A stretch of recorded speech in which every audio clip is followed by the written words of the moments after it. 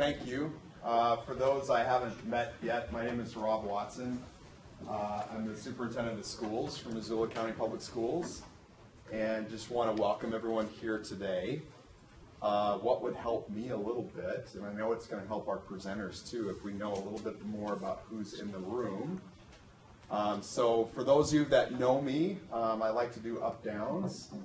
And if you haven't done these before, don't worry, there's no athleticism involved in these types of up-downs. It's not like a burpee. So let's start with this. So please stand if you're a teacher. Okay, how about a counselor? Okay, how about a data specialist in your school? And you can stand multiple times, by the way, I forgot to tell you that. Data specialist. Okay, how about, let's see, what am I forgetting? An administrator. Okay, instructional coach. What am I missing, Elise? CTE coordinator. Real specific. Please stand if you're a CTE coordinator. What did I forget? Technology specialist. Any technology specialists? Okay. What did I forget? Anybody? All right. Appreciate you being here today. A couple more. Please stand if you traveled more than 500 miles to get here. Just a couple. How about more than 200 miles?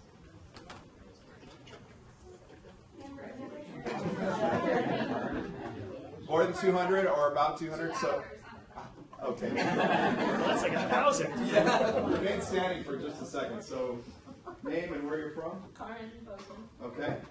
And I'm Amber. I'm from Colorado Springs. Okay. Anybody else more than 200? Maybe?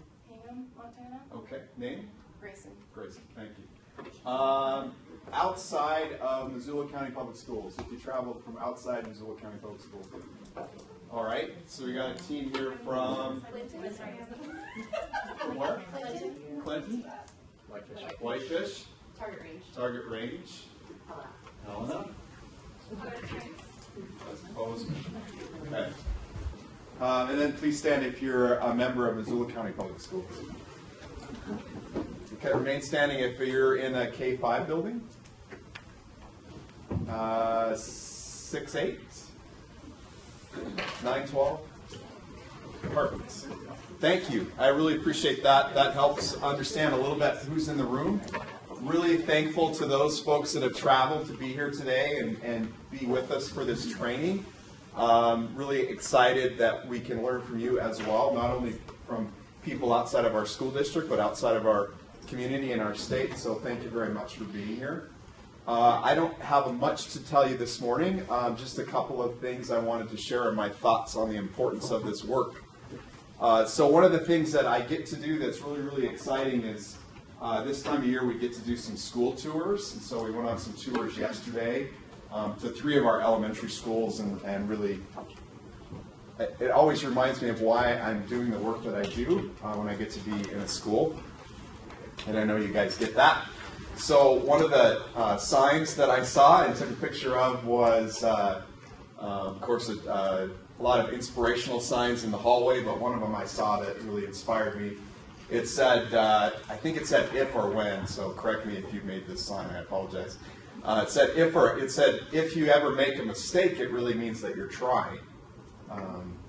Which I thought was very encouraging because, not too long ago, within the 20 years that I was teaching, it was if you make a mistake, there's something wrong. But we're no longer saying that. We're saying if you make a mistake, it means you're trying. And that's very encouraging for me. I think it goes to show you the switch that we have made towards that growth mindset, which I think is important. We all make mistakes. We all have to try and try again. And that's what really this whole session is about in terms of allowing kids to really figure out where their deficits are and then coming around and fixing those deficits. That's what I love about STAR and Renaissance. Of course, I'm not a spokesperson for Star Renaissance. I'm not trying to sell you on the program.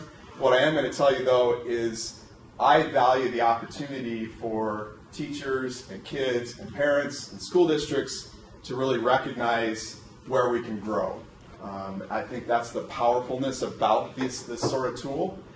That's, in my experience, that's how I have used it, is really zeroing in on kids that have needs for growth and really zeroing in on what they need to do to grow. So we have been giving these summative assessments at the end of the school year for the state for a lot of years. But what I always found out about those summative assessments is it really didn't help kids grow. And I apologize if you're a big fan of the state test and you've used it a different way, then you probably know something I don't know. But in my experience, the state test really never helped individual kids grow.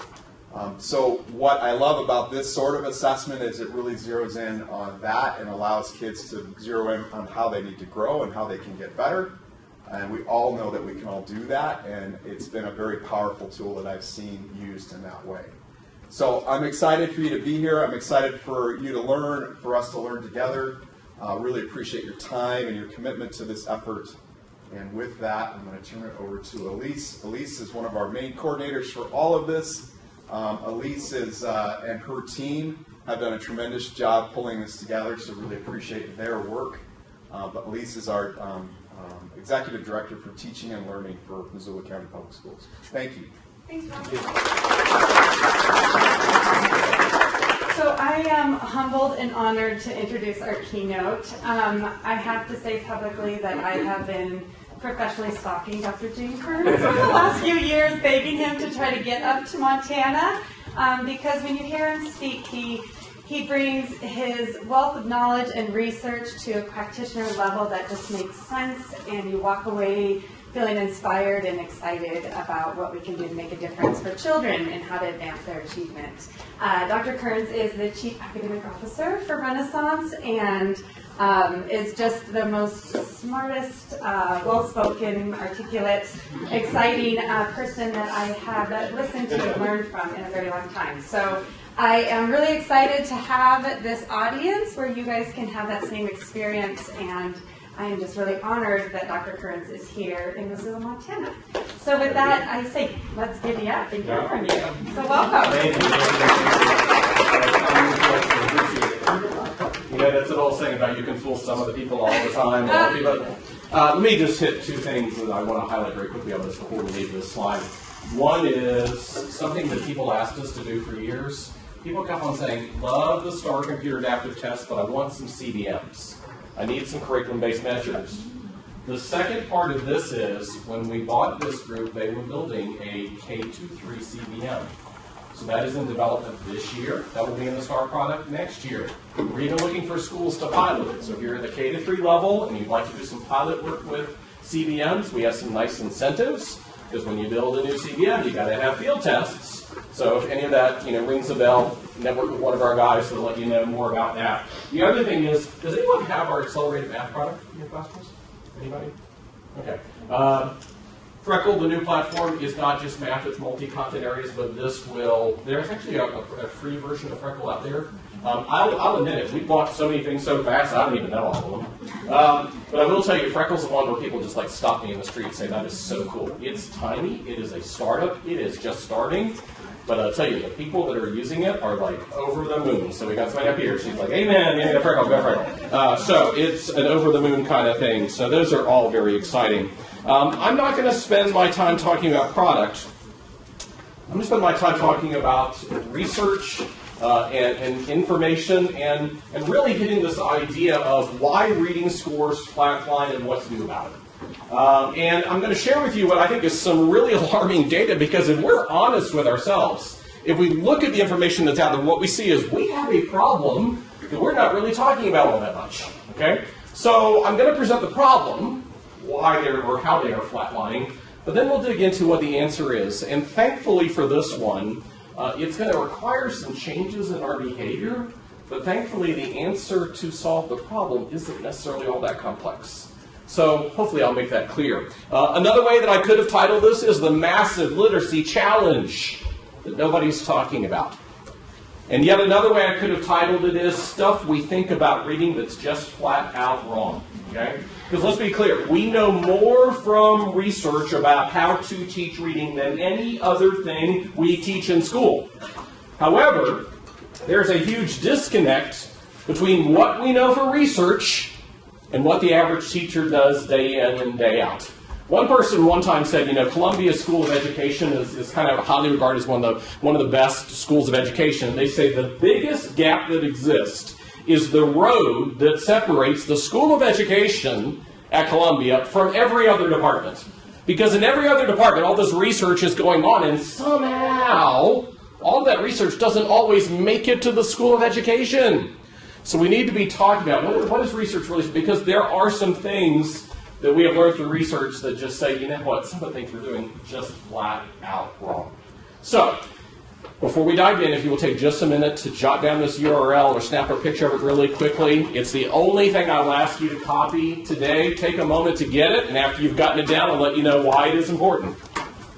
It's simply our website, renaissance.com/forums. That's renaissance.com/forums.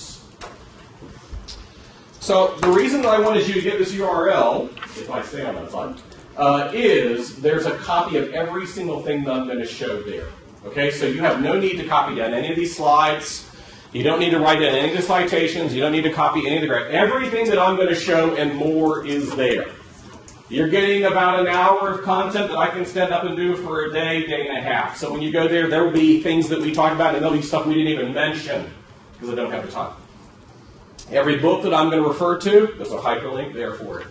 A couple of videos that I will mention, they are linked there as well. So I'd rather you just sit back, relax, take in the content, and if there's anything that I say you want to share with somebody else back at home, just know that if you go there and look in the literacy section, it'll all be right there for you. Okay? So let's get ready to dive in. What I want to do is quickly kind of do a little book club this morning. We're going to kind of walk through these 3 books.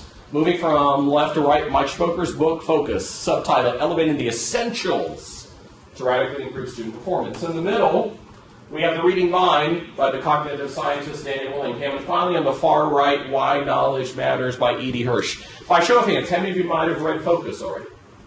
A couple folks around the room. In the middle, Reading Mind. Any readers of that one? Okay, that's a newer one, so that's well anticipated. Also, almost only about out a year or two, this one, Why Knowledge Matters, E.D. Hirsch. Okay. That's very common. If you are one of the folks that said you read Focus, let me point out something. There is now a new edition of this. You may have read an edition of this that had an orange cover on it. That was the first edition. The second edition came out a year ago, July, because the first edition came out prior to Common Core, prior to the Next Generation Standards, prior to ESSA. So there's 2 differences between the first and the second edition. One, all of that stuff's dealt with because now it's out. The other thing is the second edition is longer. Mike Schmoker goes into deeper explanations of how to implement the ideas that he's talking about. But basically what I want to do is work through these 3 books, starting with Focus, then into Reading Mind, then into Why Knowledge Matters, so you kind of feel yourself making your way through the content. Let's kick it off with Focus, which I think is a fascinating book. And in the very beginning of Focus, what Schmoker says is, he cites Jim Collins, who wrote Good to Great. And anybody that's ever taken a leadership class, Good to Great was probably on the required reading list there. Collins was looking at how do good organizations move into becoming truly great organizations, and how do great organizations stay great year in and year out. And basically what he said is, based on all the research and observations that he did, is he said most great organizations are great because they figured out the core of who they are. They know the absolutely essential functions that they must perform. They are very clear about the core of their mission. And once they figured out what the core of their mission is, then what they do is they work to eliminate all of the other distractions. Not just eliminate, but ruthlessly eliminate is the sign that's there. Now, when I read this book, I thought about one of my mentors when I was a young school administrator. I met a superintendent from Pascagoula, Mississippi, and his name was Hank Bounce. Hank actually became the youngest state superintendent in the history of the state of Mississippi. And unfortunately, he had some really bad timing in doing that. because he left Pascagoula, which is right down on the shore, to move north to Jackson 2 weeks before a little storm called Katrina hit the state of Mississippi. So here he is, wet behind the ears as state superintendent, and he had to lead the schools of Mississippi through conceivably the worst natural disaster they would ever endure, while his own home in Pascagoula was washed off of its foundation. Here's the phrase that Hank gave me as a young administrator, and it stuck me. It's a simple statement, but sometimes it's the simple stuff in life that we struggle with the longest, that we need to be reminded about continually. Here's what he said. He said, Gene, the greatest challenge we will ever face as teachers and school leaders, he said particularly for the school leaders, so the greatest challenge we will ever face is keeping the main thing the main thing. I know some other people have some versions of that, but when Hank talked about that, he'd go and he'd say, high quality teaching and learning day in and day out in the classroom, that's the main thing. He said, but the challenge is if you don't watch out, the next thing you know, you end up in a meeting that's not talking about the main thing. You end up spending hours and days and weeks of time and lots of money and lots of energy talking about something that is really not at the core. You get consumed by it. When Hank talked about that, I think about these words from Collins, because what he's saying is that's not what the best organizations do. The best organizations figure out what matters, and they keep it at the heart of what matters. So for those of you that may not have read Schmoker, I think what Mike Schmoker tried to do, and actually I've worked a lot with Mike, he's an awesome guy, I've had some conversations with him about this. Basically, what he tried to do was to write good to great for schools. Because here's what he says in his book, for those of you that haven't read it. What he says is there are three things that are at the heart of all things academic in the school. He says if these three things are in place, that's the core of what's going on. Absolutely three critical things. His definition of the main thing. He said, but there's some problems with that. He says most schools haven't figured out what those three things are. And if they haven't figured out what those three things are and not implement them, he says these three things are so powerful that if we implemented them, we could conceivably within 5 to 10 years eliminate achievement gaps. Okay? He says, but the problem is very few schools have sat down and identified what these three things are and worked around them. I'll tell you what he says the three things are in just a moment, but notice what he says about them. He says, when I name them, they're not going to sound completely foreign to you. He says, we know these things. In fact, we like to talk about these things, but then notice what he says we have not done with these three things. He says, first of all, we never fully clarified them. We threw the term out like everybody knew what it meant, like we had it, but we never really sat down and fully unpacked everything that these three things meant and then put it all into place. And if we never fully clarified those things, then we could not possibly have ever made it to the next step where we obsess over their implementation, which sounds like ruthlessly eliminating the distractions that Collins talks about. Schmoker says these three things are so powerful, they should be the topic of every meeting we have. Every academic meeting that occurs in the school ought to be about these three things. He said there should be a warning sign out on that door. He said there should be a warning sign on the door of any training that says don't come in the training unless the training is on one of these three main things. Now what he says is if you have these three things absolutely, unquestionably, solidly in place, you can then innovate and do other things on top of that. But what he says is, if you don't have these three things in place, don't try to do anything else. Because if the foundation of those three things is not in place, every other initiative you're trying to do is built on sand. And I keep coming back to these ideas, because when you read the journals, there's always the flavor du jour of education. There's always something that's new that's coming, and sometimes it has nothing to do with the main things. So some people say, well, that's fine if you got the three main things in place. But if you don't go there. So would you like to know what the three things are? Yeah. Hey, get the book. No. Number one, a knowledge-rich curriculum of piercing clarity. For those of you that may have read the first edition of Focus, this pairing of words, knowledge-rich, is new. Mike used to say a curriculum of piercing clarity. Others write about the guaranteed viable curriculum. Okay? He's added this term knowledge which will make more sense when we get to the third book in our lineup. Second key point, good solid teaching. And he goes into in the book what that's about. Okay? Final point, which is the one that is maybe the most germane to us today. He suggests that kids ought to have 90 to 120 minutes of daily purposeful reading and writing. Now, two things about this recommendation for an hour and a half to 2 hours of readings. Number one, it is not solely on the back of the English Language Arts teacher or the English Language Arts block. This is collectively across all the subjects.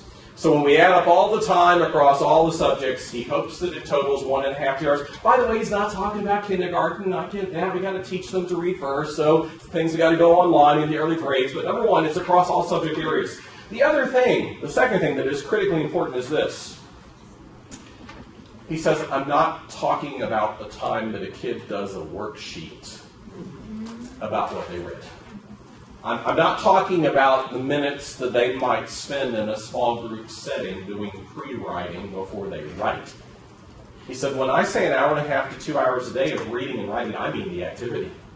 I mean that their eyes are making their way across text, and that pens or pencils are in their hands and they are writing. And he says, ironically, walk into the average English Language Arts classroom at any point in any day in any school.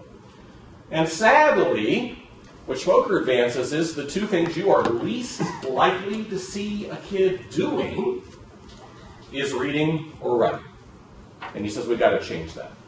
So let's get ready to dive in. Here's what he says about literacy. Number one, literacy unrivaled. That's the idea that if literacy is going well in your school, everything else has a chance. But you know that the opposite of that is true.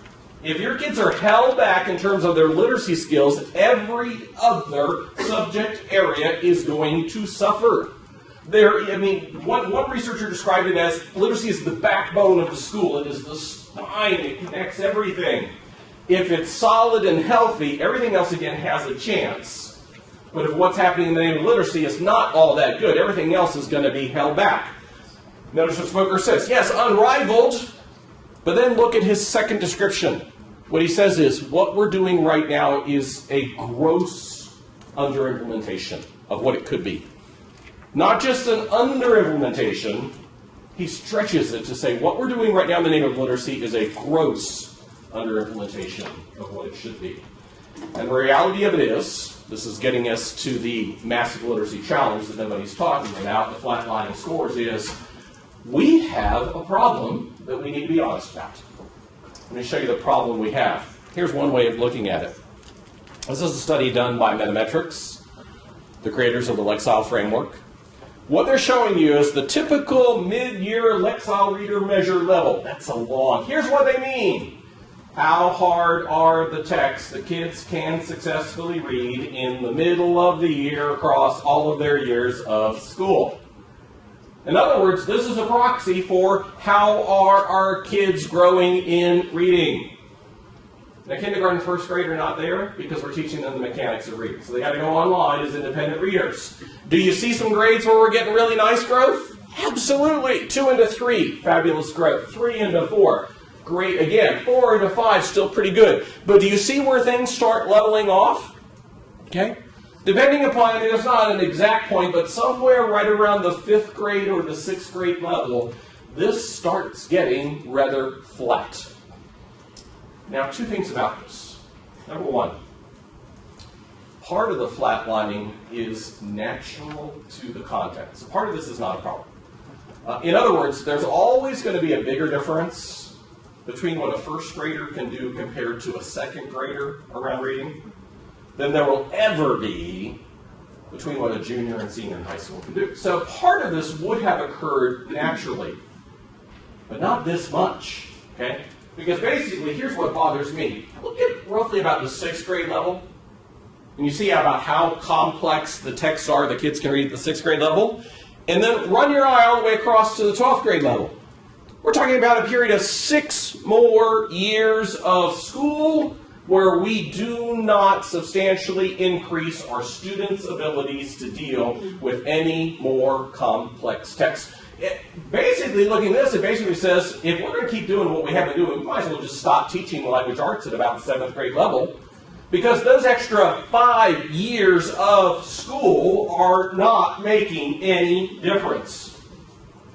You don't go to work for 5 years without someone giving you a paycheck. You don't invest your money with some financial manager to go 5 years and look up there and say, I've had no returns. We want returns on our time and on our investment, and right now we don't have anything to show for it for roughly the last 5 to 6 years of school the kids have with us. Here's another way of looking at it. These are our NAEP scores going back to 1991. Basically what it shows is there's really not been all that much change. There's actually a chart you can get from NAEP that we'll talk about, is the difference between two scores statistically significant. Every now and then you'll see a little tick up, and usually within 2 years there's a corresponding kind of tick down. Basically what you're saying is, now this chart goes back to 91. In the Hirsch book, there's a chart going back to 1971. Looks basically the same. Now, how many of you all remember the famous radio commentator Paul Harvey? He's pretty consistent about, and he always got you every time. He started out the story, he's telling you some story about something, you think you understand where he's going, and then right somewhere in the middle of the story he would say, but now I'm going to tell you the rest of the story. Here's what I think is the rest of the story here. I think we need to put a line at 2001. What happened? No Child Left Behind went online. Okay? So follow me, if you will. As a result of knowing that we were going to be measured on our reading and on our math scores, what did we do to our school schedules? We cut time from where? Arts, recess, science. So anything that wasn't ELA math was on the chopping block and either got totally eliminated or scaled back. Okay? It was not uncommon. For example, I consulted with a middle school. They used to have every class every day. And during the No Child Left Behind era, they cut science and social studies to every other day, and they took the resulting gain time and they put it back into language arts and mathematics. Okay? We had this core belief that what we were doing was right. We just needed more time to do it. If we just had these kids for more time, it would make all the difference.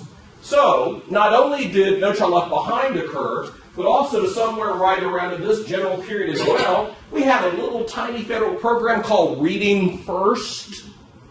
Billions, not millions, billions of dollars poured into our school. We cut our time for everything else by half. We doubled down on what we're doing in the name of English language arts, and look at the difference that it got us. Nothing. Absolutely nothing. And last week it happened again. Because last week, one more round of NAEP data came out, and basically across this country, everybody was down about 2 points. Some states up, some states up, but generally speaking, we were down a little bit more. So this pattern now continues all the way up until the last round of testing that's there. And you know what's going to happen is we have flurry of chat. Oh, NAEP scores are down, NAEP scores, and then we're going to go back to doing what we have been doing. Okay? There was one researcher that studied school schedules prior to No Child Left Behind and after. And what she found was everything that wasn't English language arts and math, on average, got cut by 49%. Again, we doubled down in English language arts and mathematics. We were convinced that if we had more time, it didn't make any difference. That should be the wake-up call for us. That should be an alarm that should be shouted from the rooftops, because what it says is, we need to be honest, reading has been more or less plateauing or stagnating for the last 2 to 3 decades. It's time for us to do something different, because we've got to be honest with ourselves. What we're doing right now is not working. We doubled down on it. It didn't make any difference. We are in desperate need of new insights around how to do what we're doing. Because what we're doing right now is just not paying the returns. So I'd like to present what we think is part of the model here, and I will rely heavily upon Daniel Willingham and researchers in this area. I think it would be helpful for us to begin to think about literacy acquisition in this way. To say that when we are trying to promote the acquisition of literacy, there are two phases to the process. One phase you know really well. The other phase you've never thought about. And because we've never thought about the other phase, that's what's happening. That's why kids are plateauing. Here's what I'm talking about. Phase 1, there's your phonics, your sight words, your decoding. All of the stuff that we do in the early grades is exactly what we should be doing in the early grades. The research around high-quality, systematic, explicit phonics instruction is the strongest research space that there is in education. And if you see anything positive in the data, we have had a small uptick in kids up to about grade 4. So when it comes out to starting this process out, we're doing the right stuff. The problem is, after we've taught them the mechanics of reading, there's something else we have to do for them, and right now we're not doing that. And because we're not doing that, they're not growing. Let's dig into what it is. I'm transitioning into some ideas now from Daniel Willingham. One of the links that's on that URL that I gave you, I challenge you to take it back, make it a team meeting, make it a language arts discussion, make it a curriculum committee discussion, whatever the group is, read this one. He's got this amazing opinion piece called, Can Reading Comprehension Be Taught? And here's what he says. Now, we're working on a new book on this, so I'll use the term we're using in there. There is this belief that we have over-skillified reading. Do you know what I mean? There's a paper out there called Can You Really Find the Main... Is there really such thing as a finding the main idea skill? Okay? And guess what? It's not our fault that we did that. It's not our fault that somehow teachers transitioned into this mode of thinking that reading was a bunch of all these darn skills, because look at the standards we were given. Here's 150 skills you're supposed to cover.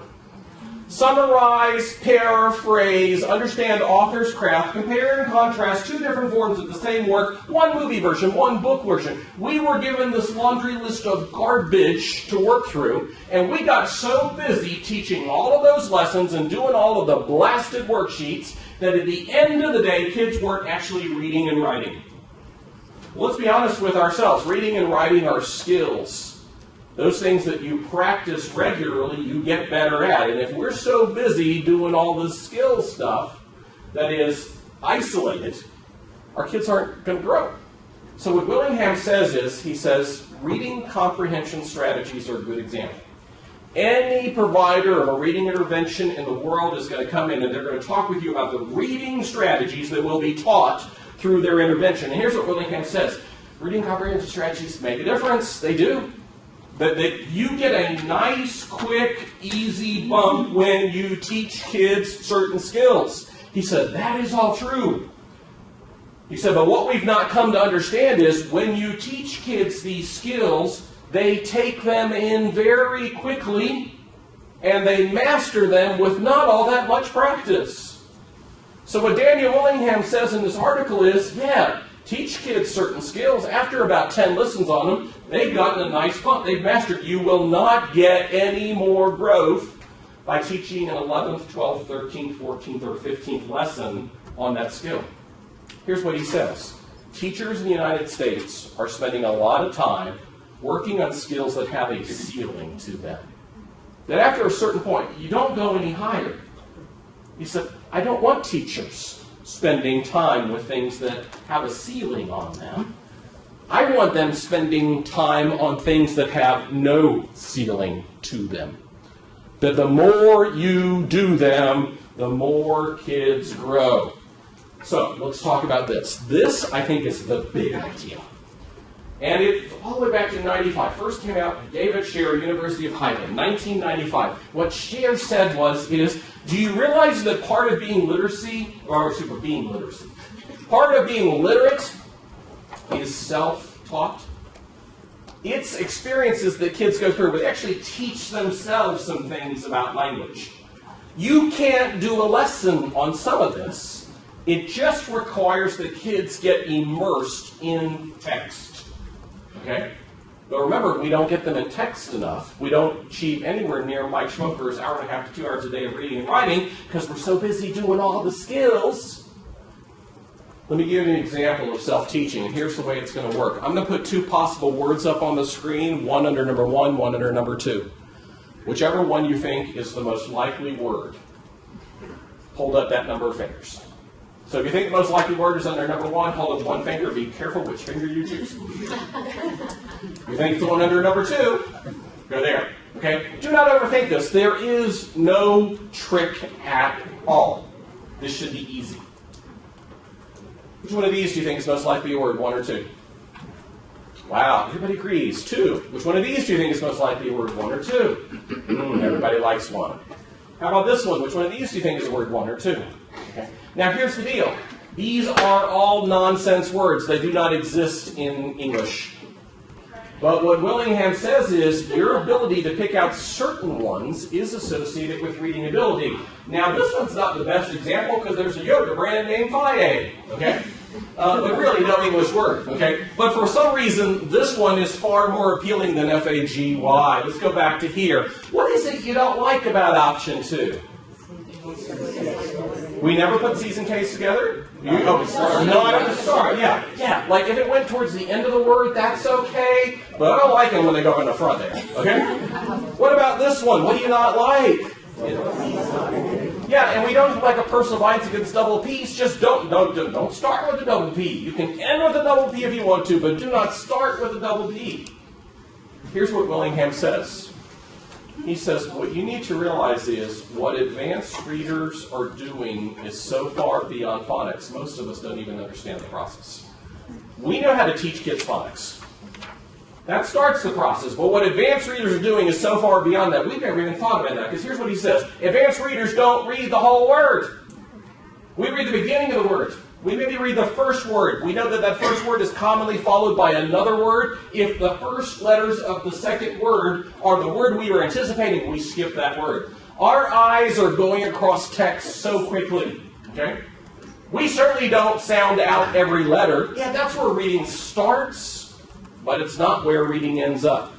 We take in clumps of letters, pairs and clusters of letters.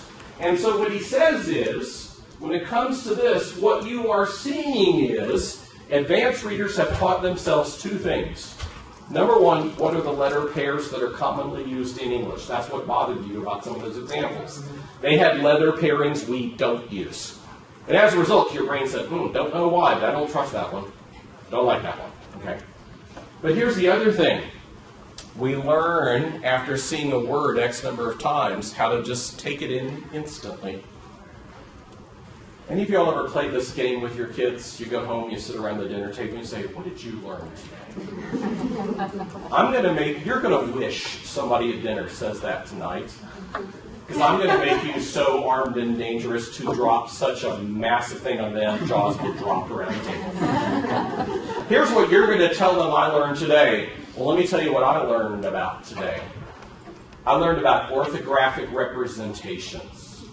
Doesn't that sound impressive?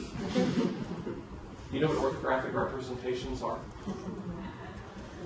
What is it?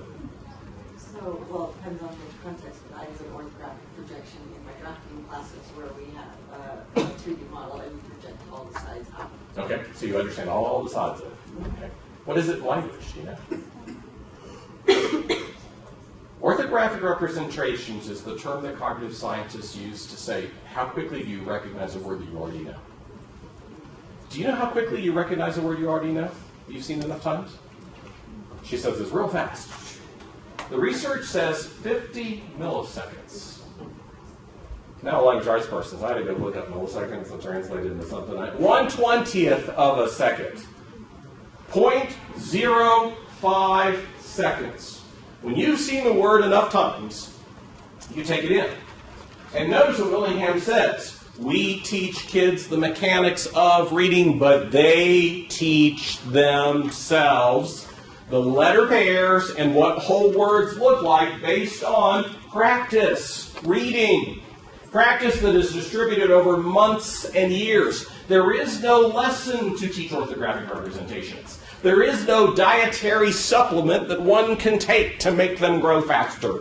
The only way that kids can recognize more words by sight is by having read more text. And you have kids sitting in your classroom that recognize thousands of words faster than the kids sitting next to them. And the cumulative effect of that is powerful, because here's what Willingham says. When you recognize more words by sight, you take the finite amount of processing power your brain has, and you leave it open to understand, because you can just take the words in real fast. What that means is you have processing power left over to comprehend what you read. The opposite of this is the experience that all of us have observed with young children, where you ask them to read something to you, and they're just learning the mechanics of reading. They are just mastering decoding. So they read it out loud to you, maybe even with some degree of fluency. And then you ask them the most basic question there could ever be. About, and listen to our language. We ask them a low-level, basic recall question about what they just read. And those kids look up at you with total honesty and say, I don't know. And the adult reader in you goes, how do you not know? You just said it. You produced the words. You said them out loud, even with some degree of fluency. Well, the answer is they were using so much of their processing power to figure out the words and produce them, there literally was nothing left over for them to understand the meaning of what they read. Okay? That's the power of orthographic representations, and when we get good at them. Now, my guess is almost every one of you has probably seen this somewhere. It made around on Facebook. It's probably popped up in some literacy trainings. Here's what Willingham says about this one. He says, this one is living proof to you that what advanced readers are doing is so far beyond phonics that if we don't learn to articulate more of the journey than sounding out letters, which is the right thing to do at the start, don't hear me wrong. By the way, phonics is what we all go back to. You encounter a word you don't know, you go right back to first grade, and you start trying to sound it out, hoping that it sounds like something you can figure out. But what he says is we need to realize that advanced readers, they end up somewhere totally different. What you're seeing is your orthographic representations are so strong, you can make up with errors in the text. Okay? You'd be a sick individual if you're listening to a young kid and say, sound it out. You're not going to get there. Okay? It's only through orthographic representations that we get there. So, here's what we're talking about when we say phase 2. It begins with letter combinations and recognizing more words by sight. I put a line here because you know what? Basically, every kid gets to the point that they'll be able to tell you the difference between F-A-G-A-Y and F-A-G-E. By the way, take those examples into kindergarten, give them to kids. They don't see a difference. Because when they're just starting to read, to them a word is any combination of letters. They don't know any of them, so none of them look any different. But after not all that much exposure to reading, we get pretty good at doing those letter combinations. But I drew the line here because everything that occurs underneath this line, this is where our flatlining comes from. This is where our disparity of performance comes from, because some kids have read so much more that they recognize many, many, many more words by sight. Let me give you an amazing factoid that just blows you when you think about it. Think about the shape of a normal curve distribution. You know this. Top 5% readers, bottom 5% readers. So we're talking about the extreme tails. Okay? Top readers read 144 times more than kids in the bottom 5%. So every one page of text that the kids down here read, the kids up here read 144 pages of text. And then we want to sit back and say, why do we have gaps in performance? Because reading is probably the most essential skill that we will ever impart. Then we need to grow it into becoming literate. And enough, or so many kids are not practicing every day. There's no shock to where it is. Let me get one other idea, and I'll have a quick conversation with you. Let's talk about vocabulary acquisition. Here's the massive vocabulary challenge nobody's talking about. I'm citing here from a book that some colleagues and I are finishing. But we're citing Isabel Beck, the leading expert on vocabulary in the country. Here's what she says. Beck says, you can teach kids about 400 words a year. However, if you want kids to be generally ready for broad college and career experiences, they need to acquire about 3,500 words a year. If you aspire to have a student of yours enter an Ivy League college, they probably need to be growing at about 5,000 words a year. Do you see the problem? We can teach them about 400 words a year. They need between 3,500 and 5,000. So the question for us is, how would this gap ever be made up? Because according to these authors, it is impossible to directly teach enough words. Now, I'm not saying don't directly teach words. Teach all that you can. Just realize you'll only be able to do about 400. So what they say is, we need to realize that the way that has the greatest potential to close this gap is reading and listening. What if we read advanced texts every day to kids, and what if they read, oh my gosh, that's what Schlemmer said. They could do a lot of reading. Because it turns out that when kids read, they actually acquire vocabulary faster than we can teach it directly to them. Here's an interesting thing. Do you realize we all kind of went to the same elementary school? Here's what I mean by that. This is what vocabulary instruction at least was historically. Boys and girls, the words are up on the board. Copy them into your notebook. Once you've got them in your notebook, look them up in the dictionary. Now that you've got a definition, write them in a sentence. Here's what Willingham says. Dictionaries are not good tools to learn words. Dictionaries are great tools for people that already know a lot about words, and they're trying to confirm that they chose the precise one they wanted. Because you see, dictionaries are context-free. You look up the word sacrifice in the dictionary. Does the sentence that we're trying to figure out the use of that word in go like this? He sacrificed a run. Reference to baseball. Or, Abraham was told by God to sacrifice Isaac. I think I got that right. Yeah, it was all right. But you get the point. Okay? Words get their meaning by context. Okay? So let's press on. Here's what Willingham says. Here's how you learn words, conversations, and reading. Okay?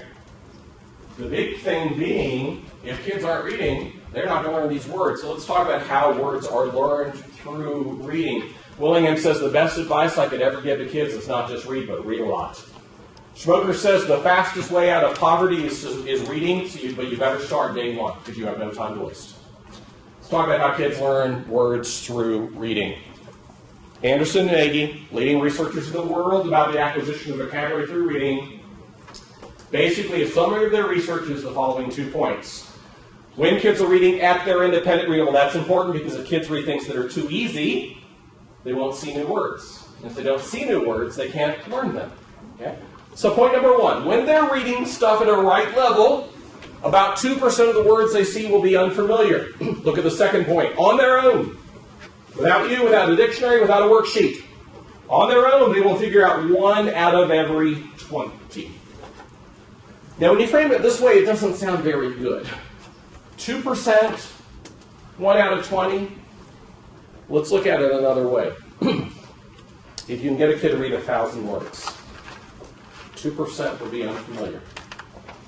That's 20 words. What did Anderson and Nagy say on their own? They'd figure out how many? 1 out of every 20. So basically what that means is, for every 1,000 words read at an independent reading level, kids will acquire 1 new vocabulary. Now, they're learning words all the time. They haven't mastered, they've seen them, they've heard a couple ways, but roughly 1 out of every 20, they will then just totally know it and master it from there. The point is, that's faster than we can teach it.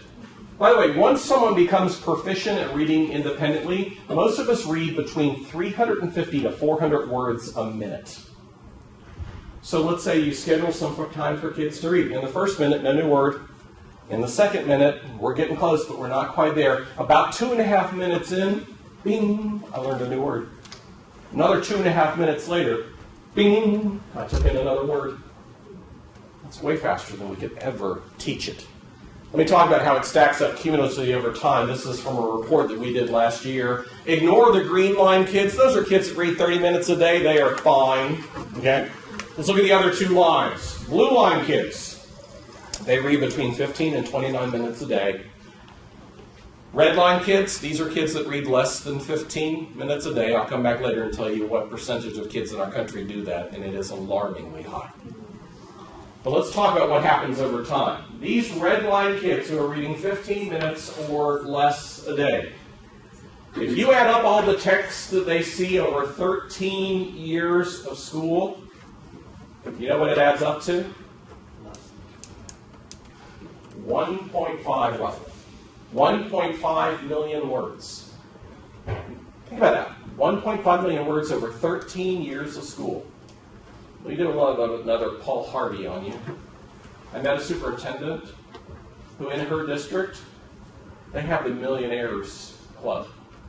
They have an independent reading program, and they recognize kids when they hit the 1,000,000-word mark in 1 year. And here's what she says. When they hit the 1,000,000-word mark, we invite them to the board meeting. They come to be recognized. They have a certain reward that they give to elementary school kids, and different ones for middle, different. I don't remember what the middle school and high school kids did. The elementary school kids, I remember what they get. They get a T-shirt that says, "I read 1,000,000 words in 1 year. In 1 year. What's your superpower?" And here's what she says: August, September, October, November, nobody's coming to the board meeting to do this. December, nobody. January, nobody. February, maybe 1 or 2 kids. March, 10 or 15 kids. April, May, June, lots of kids coming in. So I'll go ahead and reveal a slide that's a little bit later. Here's what's sad about the 15 minutes a day. Roughly half of the kids in our country, half, read 15 minutes a day or less. Which means over their 13 years with us, they are being exposed to 1.5 million words of text. At best, 1,500 vocabulary words they've learned. The kids sitting next to them, reading a little bit long, these kids read 15 to 29 minutes a day. They're going to be exposed to 5.7 million words, thereby teaching themselves 5,700 vocabulary words. That's a difference of 4,200 words. Again, make sure you heard me. Roughly half of the kids in this country spend 15 minutes a day or less reading. Think about being in a school and the PA comes on and the school secretary says, "Students, I want to remind you the football practice is going to start at 3 o'clock. It's going to be over at 3:15. Make sure your parents are at 3:16 to pick you up." Never going to happen. Band teacher says, "Here's the instrument. Take it home. Practice 30 minutes tonight." We have kids that will take our sports fields and practice for hours. We have kids that will take their instruments home. We have kids that will play video games for hours.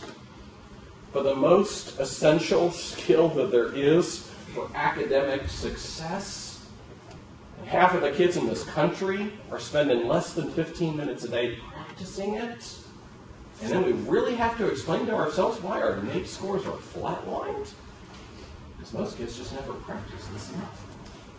There's a million factors. There's a million factors to it. That's the core of the problem. I've spoken enough. Take a quick minute or so to talk to someone at your table. Anything that I said that was remotely interesting, provoking, alarming, you disagree with me, you want to fight about it, that's okay too. Quick conversation.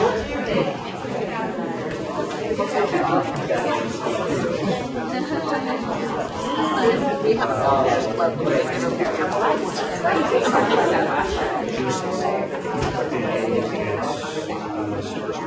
yeah. I mean, maybe at least like tell me more after the your clubs or like I like the teacher idea. That's what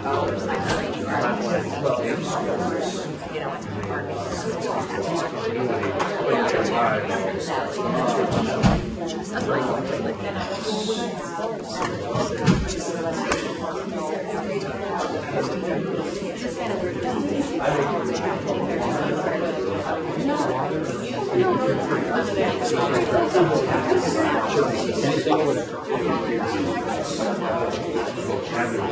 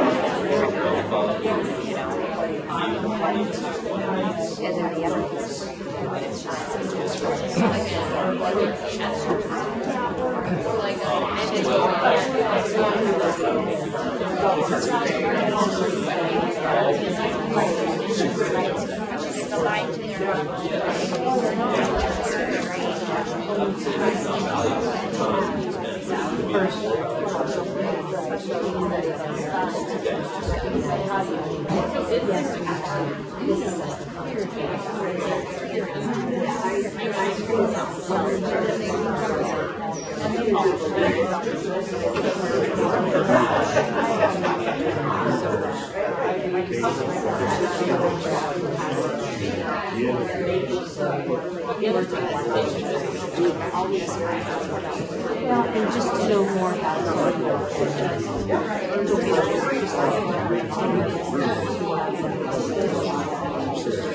All right, hands up when you hear me. Hands up when you hear me, please. Let me get a couple people to share. What are you connecting with, thinking about, antagonized by, questioning? That's allowed too. What's resonating in some form on some level for you? Thank you. I wonder at the high school level, what do we do for readers that maybe for a period of time that have that 15 minutes or less, and then they come to us? How do we close that? Or do we? Or do we just get them reading? Yeah, no, and here's the deal. What we've typically seen is when schools implement time for independent reading that is well structured, generally speaking, you see a lot of growth across the board. Those kids on the lowest end will grow more. It is not an uncommon occurrence to find kids that are way down in terms of performance who might grow 2 grade levels in their first year. And someone compared this when they said, what if you and I both took piano and you practiced every day and I never practiced it? Of course your skills would be drastically ahead of me. But if suddenly now we create a dynamic where I start practicing every day, I can catch up really quickly. So it can change pretty quickly. Okay. A couple more. What else? I was actually thinking about the classroom, I'm a medical principal, about the classroom observations I do and what percentage of time, and I've been really thinking of this, I see kids reading and writing, and how many times they're passively receiving content. Yeah. Dan Coyle, the author of The Talent Code, a good friend of mine, he said, the best advice I could ever give school is ruthlessly eliminate passive learning. He says too much of most kids today is passive. Who was the one, the book, The Smartest Kids in the World and How They Got That Way? Interviewed kids who had gone to U.S. schools and then went overseas for exchange programs. There are a couple kids that I was bored at home. Not in one of my other country, but I was bored in school. So ruthlessly eliminate passive learning. 1 or 2 more. Yeah. I thought Jason shared a great idea. Are you a high school teacher? Yeah. Back to the high school comment.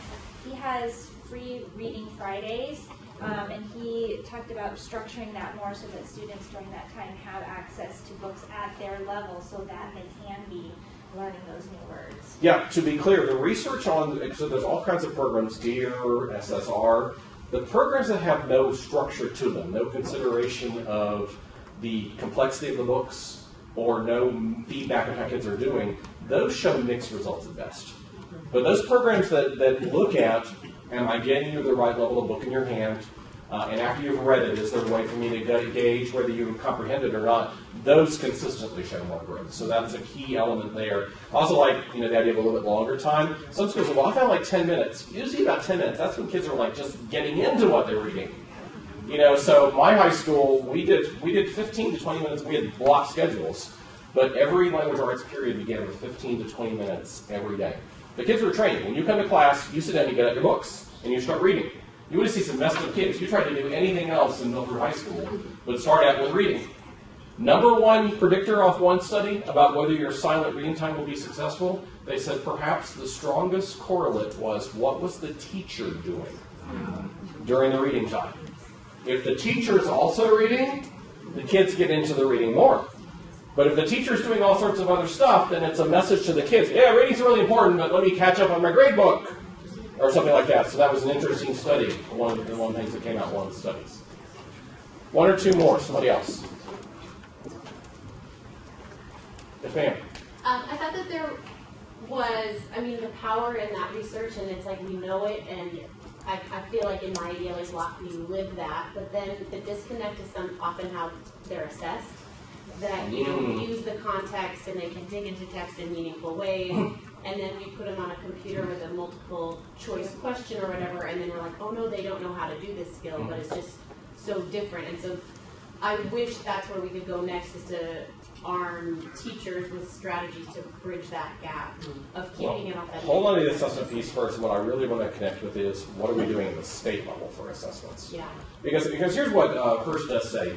If you want a quick measure of how kids are doing, a general outcome reading test is probably your best measure of what's happening in the school. And vocabulary is the most correlated thing to that. Now, again, that's just a general measure. Yeah. Just a general measure. But then we get all these writing passages and all these things on the state test. The next part I want to show you, there is something happening in 2 states right now that if it goes well, within 10 years, I guarantee you, everybody's test is going to look different. So hold that for just a minute. Okay. One or two more. Somebody else. Let's do one more. Yes, ma'am. What you got? We like the idea of the T-shirt. You like the idea of the T-shirt, yeah. And here's the deal. We have to break down every barrier that keeps kids from reading. Part of the reason that they're willing to take the sports field is there are a million nonverbal messages that reaffirm everything about the process. It is cultural, it is in our events, it is in we don't have an equivalent thing for reading, okay? Someone said one time, you go into schools, they say you see up front what they value. You walk in, here's all the display cases for athletics. Where's the academic stuff as well? So anything that we can do that will make reading part of the culture. In the high school where I was working at, you're talking about the pre-reading time, my niece was one of the lead teachers there. Every teacher read while the kids were reading. In fact, they had a points competition. If you earned more points than the teacher, you got something extra. Okay? But anything that the read posters, the famous ones also, do you know you can buy that software and do that background with your local people on it? So what's the principal reading? What's the superintendent reading? What's the chairman of the department reading? What's your teacher reading? So you go into some schools and those posters are up everywhere. It tells you something about what the people in that school value. We need to break down every wall around the motivation. We need to get anything that we can do to access text, which is, the world's changing right now with digital text, because we can get text into kids' hands faster now than we've ever been able to do before, because of the capacity for digital text. All we need, and it's not this or it's all of the above. We need to do absolutely everything we can to create a dynamic where as many kids want to read as much as possible. Let me give you a term that I was reading it in the literature and I'm like, oh my God, I just can't even process what it means. They use this term, one author, garden variety struggling reader. So what a garden variety struggling reader is? A kid who has no cognitive impairment, no diagnosed or undiagnosed reading need, was taught the mechanics of reading, and is still a struggling reader. And what that author said is, if you have the cloud of all of our kids that are behind, all of the ones that don't meet the benchmarks that we set, within that cloud, there is a small portion of kids that have some extenuating needs. Okay? But the vast majority of that cloud has no impairment, has no extenuating need. The only reason they don't read well is they never do it. So it's a shocking kind of thing to say that we produce a lot of garden variety struggling readers. But the good news is, if we start changing some dynamics, we can change that really fast. Because it just involves getting them to actually read. Here's the one that's really huge. And if you haven't picked up on this from the literature, please, please, please. And we're transitioning into that third book first, and it's going to get to what you said a little bit about testing. Background knowledge. I want to share with you a couple of studies that are absolutely profound about the role of background knowledge. Okay? Because what people are saying is, knowledge kind of went out of vogue in schools. 21st century skills, that's what we're going to teach, and this, and that. Knowledge is incredibly important. Okay, these were some studies that said, when you read a text, how much of you being successful is dependent upon your general reading ability or knowledge you already had about the subject. So in this study, which roughly started all in 1998, Recht and Leslie, they pitted knowledge against reading ability to see what would win. Here's how they did it. They took a group of middle school kids and they broke them down into 4 groups based on 2 things. Knowledge of baseball, high and low. Reading ability, high and low. That makes 4 groups. Top readers that know a lot about baseball, top readers that don't know much about baseball. Low-performing readers who know a lot about baseball, and low-performing readers that don't know that much about baseball. Now remember, Recht and Leslie wanted to pit those 2 things together so you can see where they're going with this. After they figured out who knew what about baseball and what their reading abilities were, then they gave them a very complex text on what topic? Baseball, to see how they would do. And here's how it all turned out. High knowledge kids, whether they were top readers or not, always outperformed low knowledge kids. To be clear, here are struggling readers outperforming top readers. But these struggling readers had a lot of knowledge of the subject. And these high-performing readers down here did not have that much knowledge about the subject. So basically, at the end of the study, what Recht and Leslie said was, I also noticed the difference there. Your top readers do a little bit better when none of them know about the subject from the low knowledge groups here. So yeah, top readers squeeze out a little bit more. They use their skills to figure out a few more answers there. We'll look at another study in just a minute. But basically, here's what Recht and Leslie said. What we need to realize then is that knowledge is a powerful determinant. I love this next phrasing too. So powerful enough that it can compensate for a poor reader's low reading ability. So what they're saying is, even a kid that doesn't read really well, if you've gotten them a lot of knowledge about a certain topic, they'll be able to sit down and read a complex text. In fact, they'll be able to read it better than a kid that's a better reader. But the question is, how much do our curriculum documents have knowledge expressly stated in them? The Common Core gave us, 150, 200 skills every grade, listed out grade by grade by grade. Do you know what else it said in those documents that everybody ignored? In the introduction, let me quote it. The standards do not, indeed cannot, enumerate all of the content knowledge that students should learn, period. The standards must, therefore, be compensated, or, I forget the exact word there, but be supplemented by a knowledge-rich curriculum. In other words, what they were saying is, we told you the skills you needed to work with, you needed to decide what text you were going to use. Because here's the deal. If someone says to you, that was a Herculean task, if you know something about Greek biology, you're good. If someone says they reacted like Pavlov's dogs, if you've taken a psychology class, you're probably going to be okay in there. Someone says that was her Waterloo moment. If you know some things about history, you'll understand what's going on.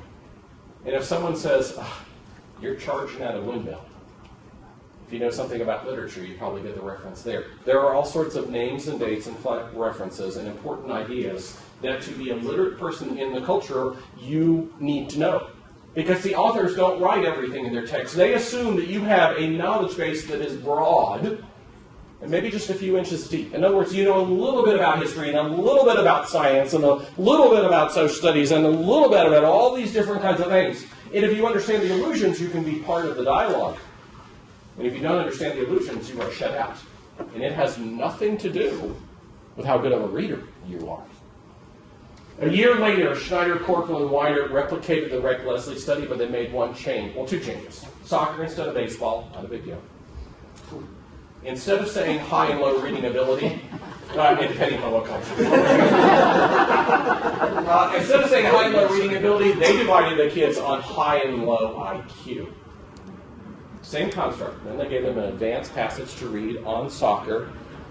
Their results look fairly similar, don't they? In fact, I think these are a little bit easier to interpret because, again, also remember, these are low IQ children outperforming high IQ children on the reading of a complex text. The other point here, too, take a look over here.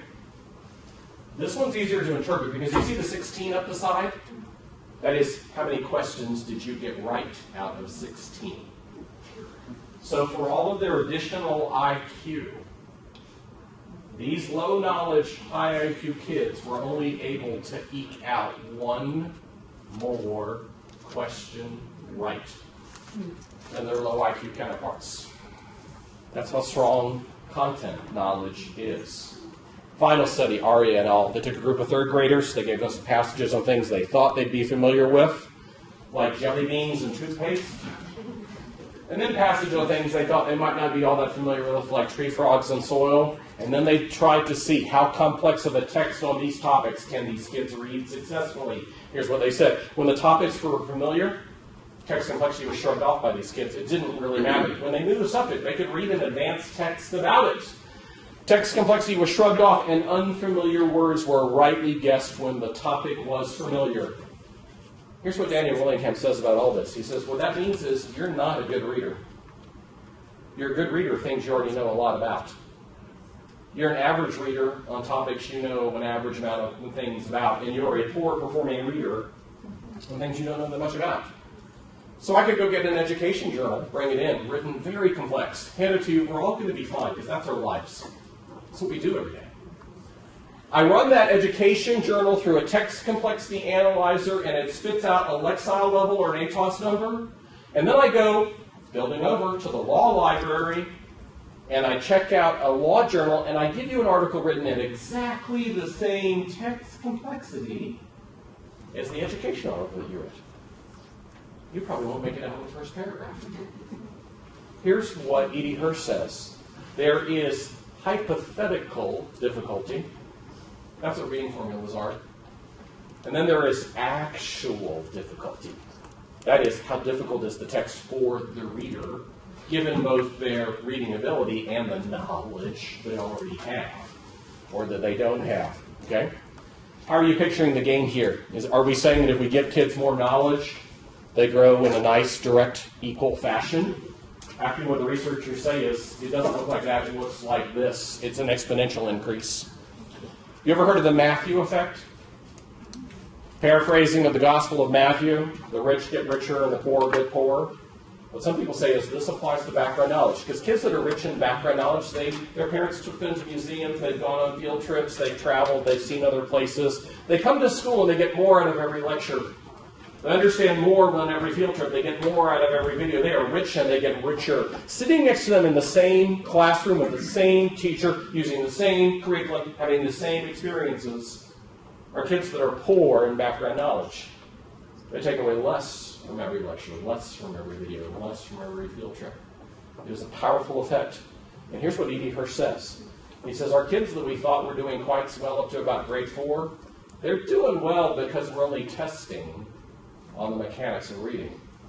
Knowledge hasn't crept into the test yet, so we might not be seeing gaps that they currently have. Back to what you said, though, about testing. Here's what some people are saying. If knowledge is such a powerful determinant of how you're going to do, what happens when the kids open up, and this happened in one state, they open up the passage and the passage is on branding. The kids that live in the rural areas read the passage and say, this is easy. And the kids that live in Manhattan are going, am I supposed to call PETA about this? I mean, what are they doing to their animal? I don't get it. And then on the math test, they open it up and there's a ferry schedule to read what time to get there the most efficiently. And the kids who've never taken mass transit don't get it right, but kids who that. And so what some people are saying is, how do we wash this out of our state tests? Let me tell you what's happening in Louisiana as we speak. Louisiana has mapped out what the content is. They said, here's the topics, and by the way, they're coming from social studies. So let me use an example. They might say that in the 4th grade, colonial American history and South American cultures, Incan and Mayan, those are 2 of the big units. So what they're saying to teachers right now is, we're going to guarantee you that when your kids open up the 4th grade reading test, the passage is going to be on either colonial America or ancient Incan and Mayan culture. So guess what? Teach that, have kids. In fact, they'll even tell them some of the text to use. They're not going to tell them the actual text that's going to appear on the test, but they're going to tell them what the topic is. That way teachers can prepare their kids around that content as well. What they believe is it will do 2 things. One, it'll be a fairer test. Okay? It'll take some of the mystery out of testing, which makes teachers and kids feel somewhat better about it. It also brings social studies back into the world. I tell you this because a lot of other states are watching what Louisiana is doing. If it goes well, I think there's going to be a move to embed the content expressly into every state test. And let me get ready to wrap this up. When it comes to knowledge, no, you can't ask Siri and Google for this. Because here's the deal. I've seen some presenters say, oh, why would we ever teach knowledge to kids? Because we now have more ability to access information than we've ever had before. Here's the deal.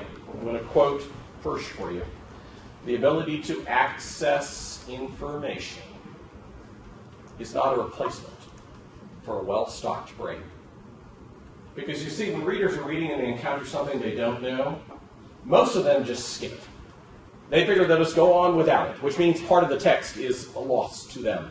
Some readers might actually be conscious enough to stop, go somewhere else, look up the thing that they didn't know, gain some knowledge, and then bring that knowledge back to the text. But while they're spending all that time doing that, the kid sitting next to them that got the reference has now left them even further in the dust. Okay? So, am I talking about teaching kids obscure information? No. But the question is, what is the common set of names and dates and places and important concepts that if you've gone to school K-12, when someone says Marie Curie, should that ring some kind of bell for you? When someone says the First Continental Congress, should you know something about that? And that's what E.D. Hirsch says. He says, that's the conversation I want you to have. What are the names, the dates, the places, and the references, and then where will they be taught? Across the 13 years of school that you have with kids, so that when you graduate, then you send them out into the world, not just with the reading skills, but with the knowledge that they need, because comprehending advanced text is both that, your general reading ability, plus the knowledge that you bring. With that, I'll get ready to wrap up. I'm going to show you one last idea. I apologize, it's got a little different thing here. I'm trying to skip around for a second. In addition to a lot more reading, I would also borrow this graphic from Jim Trelease, who years ago said, let's read to our kids every day. Read to kids every day because it fills up their listening vocabulary. And when kids have heard words, they will begin speaking with words. And when they've heard a word and spoken a word, and they see it in writing, or they will reading, they will understand the word. And when kids have heard words, spoken words, read words, they will start writing with words. There's only 2 places we can fill kids up from a literacy standpoint. We can read to them every day, and we can create time for them to read. That's the only 2 places that anything goes into the system to make it better. So the question is, do we try to do that or not? Hopefully you've got a few ideas. I appreciate your time, and that's what we've got. Thank you.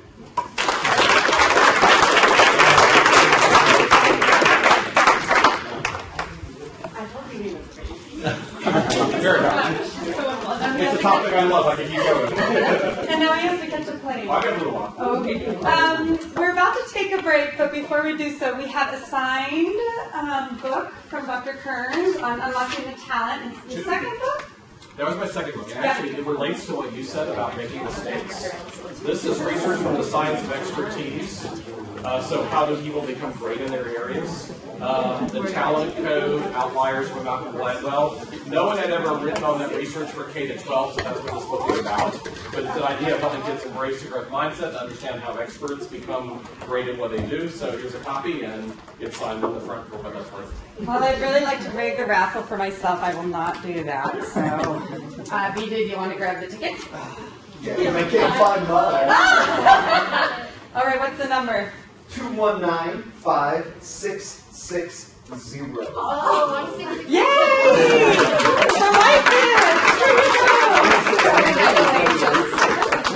And then we also have an Echo Dot.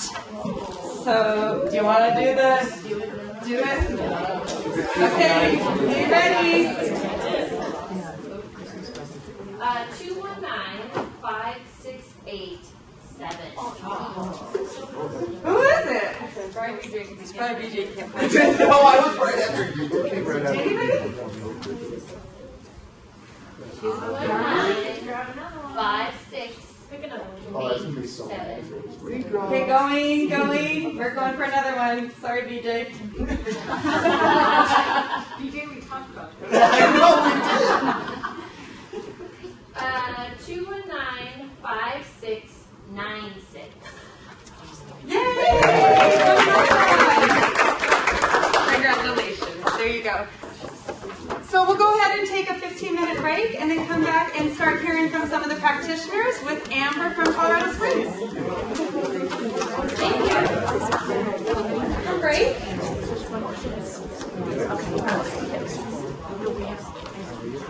Part of planning today was really trying to make sure that all of the speakers inspire us and leave us with kind of next steps to think about. And thinking specifically about hosting this symposium in Missoula, something that we value so much, and especially I would say even across Montana, is the sense of community and how we build a community of readers and learners and practitioners in our field. And I had the pleasure of hearing Amber speak and talk to a group of all of us when we were at a symposium down in Google. And when she introduced herself and talked about her job and what she was trying to do in her district, I'm like, oh my gosh, we have got to get her up to Missoula to continue to share about what they're doing in Colorado Springs with regards to building a community of readers. And so it was really exciting when we were planning today, talking to Greg and being like, how can we get that girl from, Colorado somewhere to come up? She was amazing. And she was like, oh, of course, Amber. And so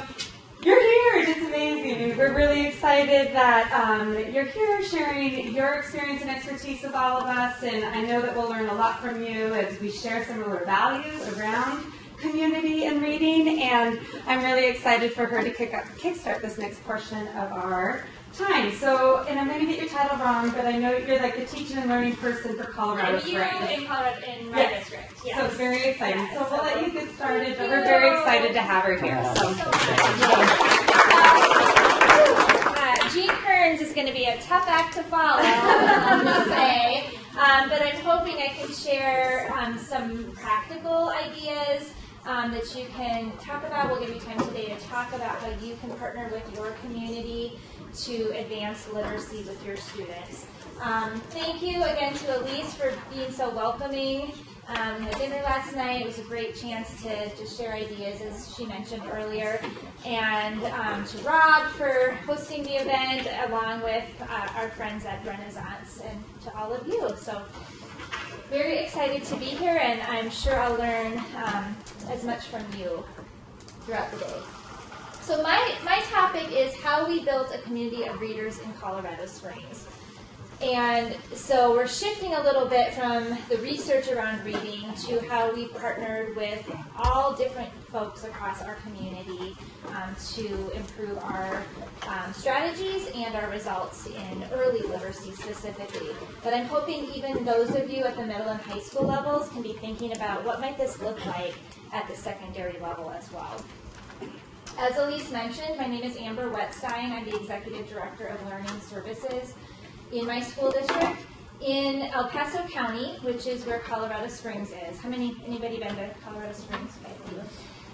We have 17 school districts within the county, and so it's a very competitive school choice environment.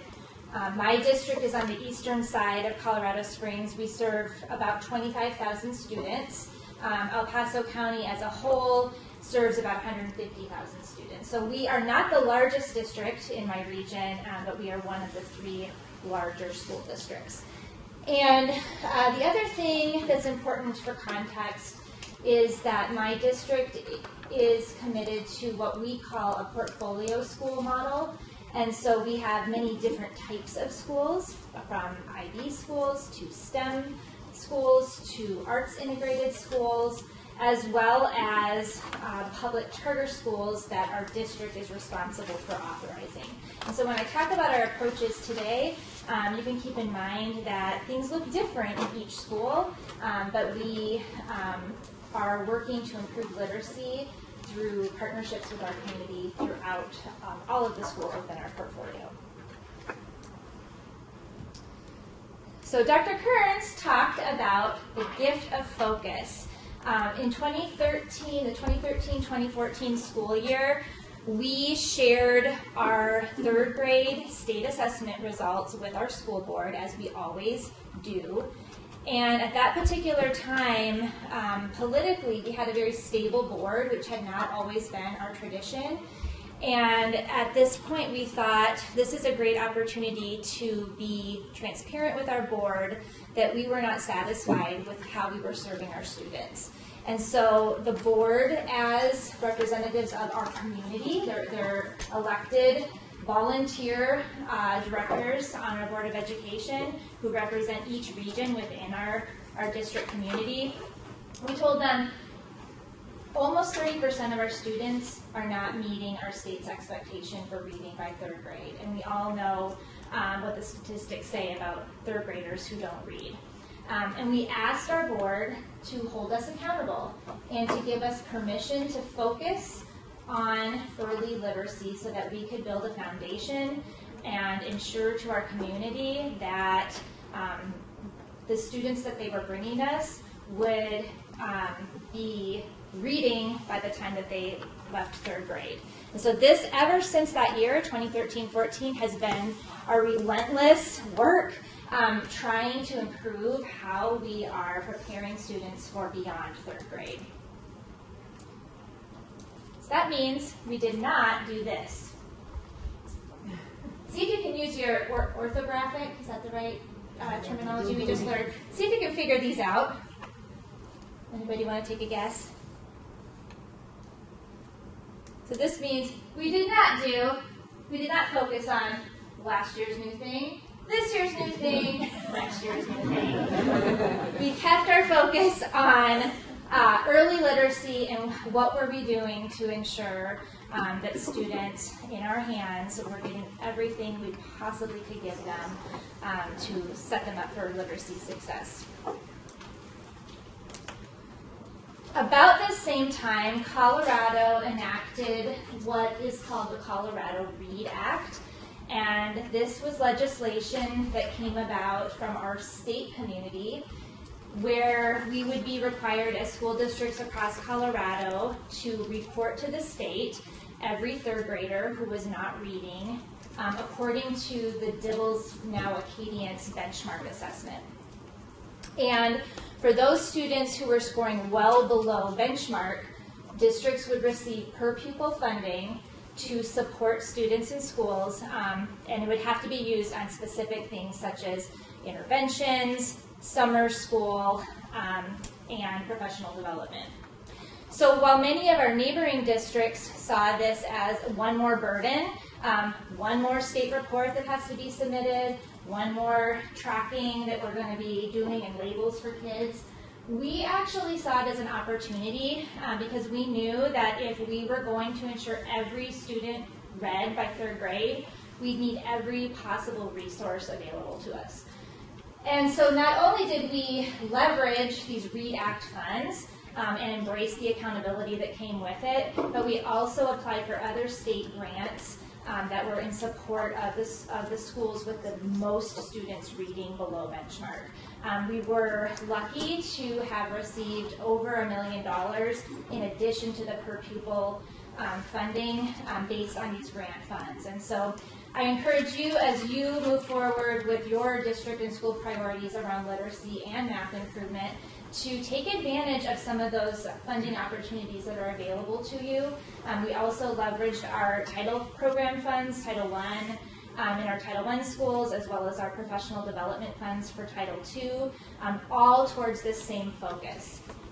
I understand that Montana recently received like a $50 million state grant to help improve literacy. So it might be something to think about of how you might leverage some of those funds.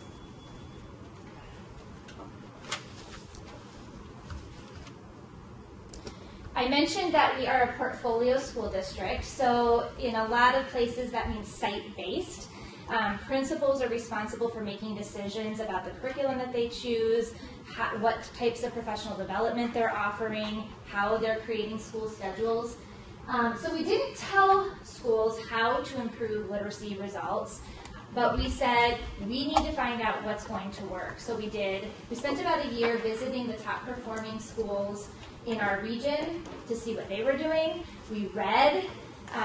We did book studies, we read white papers, and we visited schools, and we're still visiting schools 3 times a year. All of our elementary schools are getting 3 times a year visits, including our CEO, who is similar to a superintendent in a traditional school district, devotes his time 3 times a year to sit with principals to find out what's going well, what can be improved, and for us to share best practices across the district. While we didn't tell schools what to do, these are the things that emerged across every school in our district that became how they were focusing on early literacy improvement. For today's presentation, we'll spend time talking about engaging parents and also libraries. Dr. Kearns confirmed the importance of access to literature and time and text, and that emerged in our district as well as a leverage point for helping us improve our results. So how did we engage our community? As you think about your community in Montana, how about you leverage the universities and colleges in your local communities? We're fortunate to have the University of Colorado, Colorado Springs, and we reached out to them, told them what we're trying to do, ensuring every student left their grade a reader. And what we came up with, one of the strategies we came up with together with our university community was having them send us both pre-service teachers to help us with tutoring and intervention, and we have what we call read camps. Not only in the summer do students attend summer school for these fun interactive reading camps, but we also have a 2-week fall break as well as a 2-week spring break that all of our students who qualify are enrolled in, and the university supports us with free staffing for those events. It's great practice for the university students, and our students benefit from that intervention with more one-on-one attention. They also have a Master's in Literacy Specialist program at our university, and so those students who were getting their master's degrees actually supervised the pre-service teachers. It gave them a chance to practice their specialist skills, and it allowed us to have access to more master's level educators as well. We partnered with our local library district. We asked them to bring their bookmobile, which is a traveling library, to our community schools on Saturdays and throughout the summer, and we ensured that every student and family had a library card and knew where their closest public library was. In Colorado, we have an organization called Bright by 3, and this is an organization that goes into the home to work with families to build up readiness skills. And I think Dr. Kern talked a little bit about school readiness. we're noticing more and more that our kindergartners are coming in less and less prepared for school. And so we recognize this as a key opportunity to partner with our community as well. In Colorado Springs, we are the Olympic city, and we recognize the importance of role models coming into the school and sharing with kids the importance of reading. So we access the Olympic Training Center to send us athletes. They're in our schools often, reading with students. They also provide us with incentives for readers. I like that Millionaires Club. We may have to think about how we can incorporate that into an Olympic theme for our students. We also have almost every elementary school implementing a One Book, One School initiative. Is anybody in Montana doing that? Okay, great. This is a program where the kids vote on a novel to read at some point during the year, and then the entire school community reads the same book. Everyone from the crossing guards to the principal, all the students and families are reading the book and then discussing it, and it usually culminates with some kind of really fun community event. We had one school recently do Charlie and the Chocolate Factory. They showed the movie, invited the community in, ate chocolate. So it's been a great way to gather community around reading in our district. In our Title I schools, we use Title I dollars to purchase a book for every family to have in the home. And we're relying on Mayan to provide many titles for our families within their home, as well as within supplementing the school library. Mayan has over 4,000 titles that are at students' grade or their reading level, and you'll learn a little bit more about that in a moment. But one of the things we're doing to bring our community into those efforts is we have Mayan Family Literacy Nights, where parents come and students log into their Mayan account. They share with their parents their favorite books, and then they actually teach their parents how to set up their personal home devices so that kids can access all of these wonderful titles at home. We also leverage our community celebrities, so the meteorologist that has a wonderful personality and kind of a local celebrity comes in for contests, reading contests in our city. We have our law enforcement, our fire department officials. Here you see one of our sheriff's deputies reading to students during one of the summer reading programs. And we also invite our United States Air Force Academy cadets to come in and read as role models for kids. Professional development emerged as one of those leverage points. And so when we think about professional development, we think, how can our community support us with that? We've been very fortunate to be partners with Renaissance, and I should have said at the beginning, I don't work for Renaissance, and I'm not selling their products either. But when we consider who we want to partner with as a district, we look for partners and vendors who share our mission, and we look for folks who can be our friends, our family, our community, and work together side by side with us. And Renaissance, and previously Mayan, has always been that to us for the past 5 or 6 years since we began our relationship with them.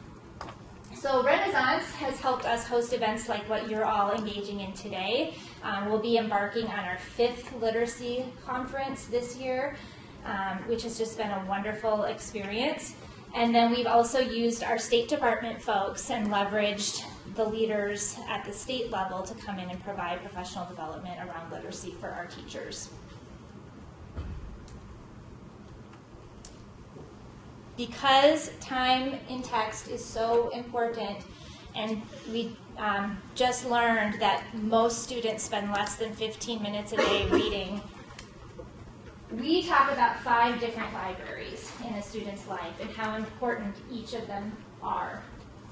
So there's the community library, the public library in your area, the home library of books and other reading materials, the school library, the classroom library, and a student's personal library. Since we've begun this work, we have recognized more and more the importance of having a professional librarian providing services to students. We were moving in a direction where we had more and more parent volunteers and para-educators managing libraries. More and more of our schools are realizing the importance of an educator in the library to help students select appropriate reading materials. And we're also finding that MyOn, for us, is a necessity to building a student's personal library and is supplementing what teachers are using in the classroom as well. So I'm going to give you just a snapshot of how MyOn has made a difference for our students in building up their libraries. This is a 3-minute video.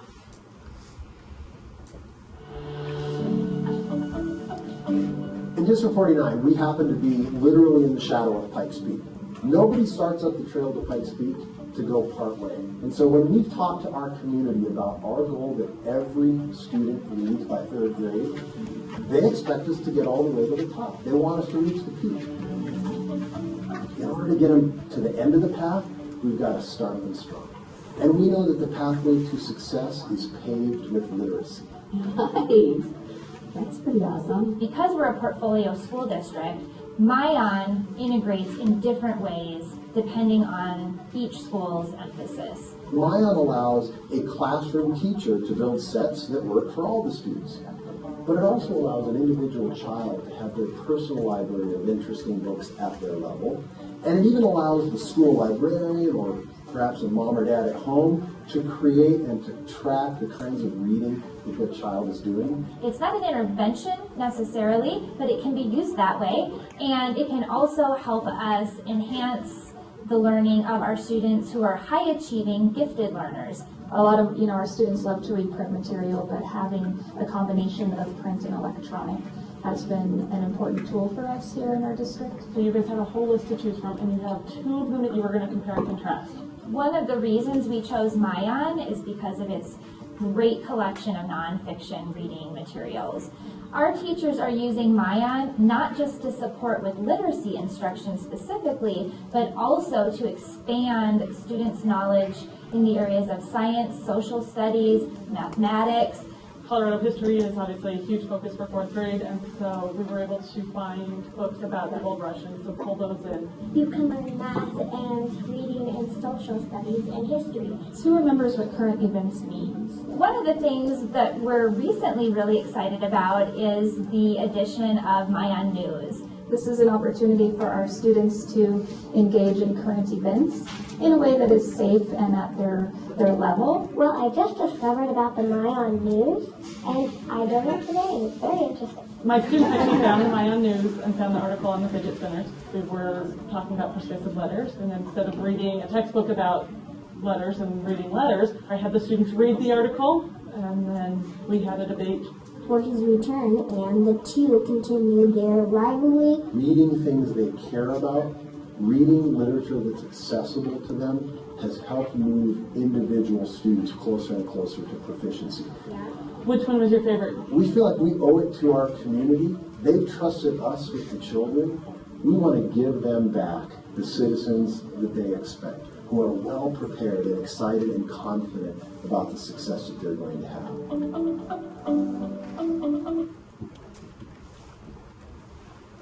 So you should know that part of our success with onboarding MyOn in our district was the support from our entire community saying to us, we see that your top executive is devoting his time to this effort, and we see that you're focusing in this one direction.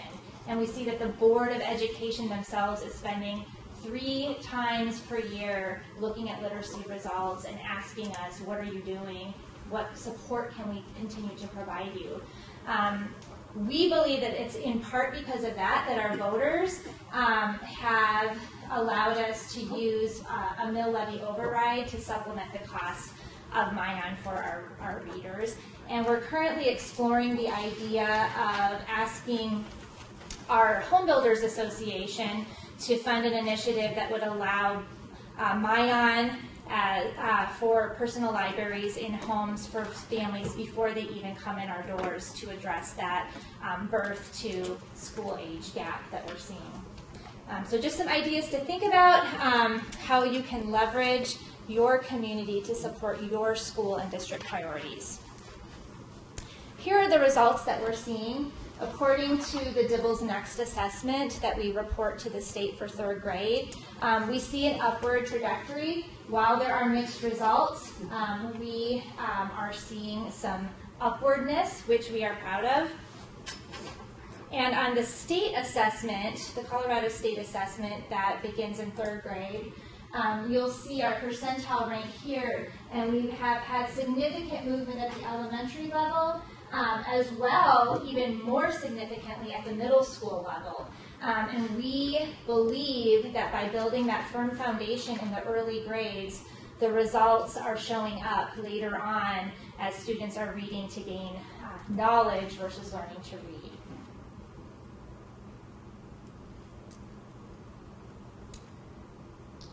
I'll take some questions and then we'll do some table talk discussion. So any questions that have come up or?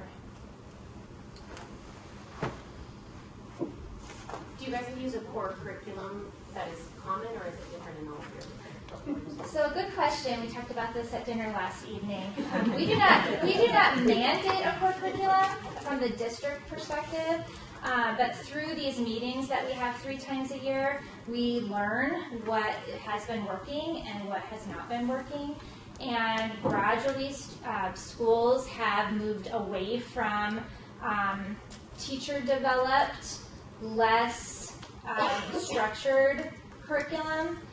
We had many schools previous to this initiative using a guided reading approach without a specific structure. Different from a program approach to guided reading, I'll say. And more schools began adopting a core resource, and more schools began looking at which core resources were leveraging better and better results. And I will say that the resource that most schools are using now emphasizes knowledge in addition to the phonics and phonemic awareness strategy. So again, very validating from Dr. Kearns this morning that we need to be teaching our students rich content while teaching them how to read. Yes?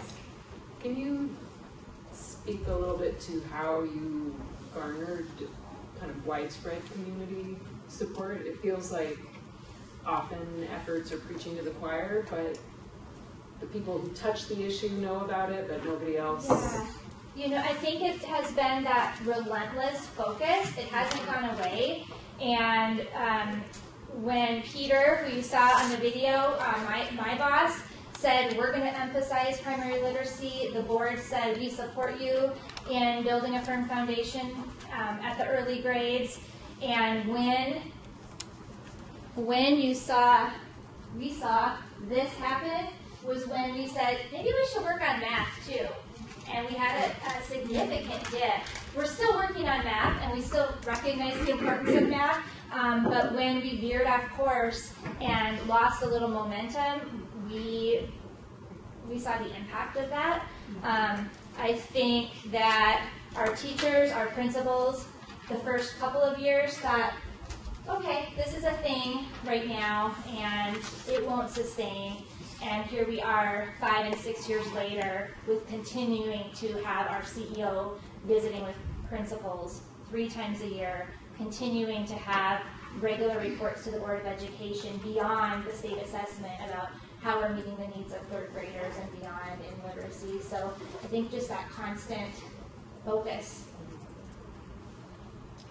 Public presence, we're constantly talking to our different accountability committees about where we're at with developing readers. You spoke earlier about the importance of your teacher librarians having a role in kind of improving that literacy. Can you talk a little bit about what their role looks like? It varies from school to school. So I will say we still have some schools who have parent volunteers checking out books for kids, and we still have some schools that are employing paraeducators. who are very important as well, but they're not a licensed librarian who knows the science of helping students select books that are high interest and accessible for kids. And so moving more towards licensed librarians. Does that answer your question? Sort of. We currently have licensed librarians in each of our schools, which we're really proud of, but just, I was thinking like more in the day of that librarian, like how do they support with that reading achievement? Is it just about selecting books? Is there, yeah, so do they run reading groups? The librarian you saw in the video, her library is run like a specials rotation, but when kids come in, they're actually learning research skills, library skills, those kinds of things, but I can't say that that's happening everywhere yet. Mm-hmm. So as a teacher librarian, a lot of times I reach out to the teachers and say, what's the concept you're teaching this week or for this unit? And then you can pull then I pull the resources. We can do our research. Okay, we'll use this encyclopedia. This is how you're going to look through it. So just pretty much communicating with the teachers. Yeah.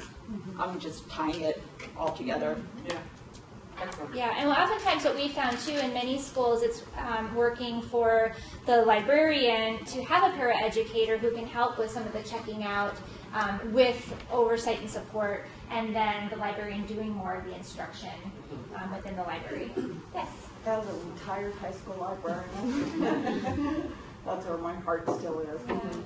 We actually taught close reading skills cross-curricular to all our content areas, entire classes, with the exception of foreign language. And so students were receiving that instruction. It was the same regardless of what area we were working with.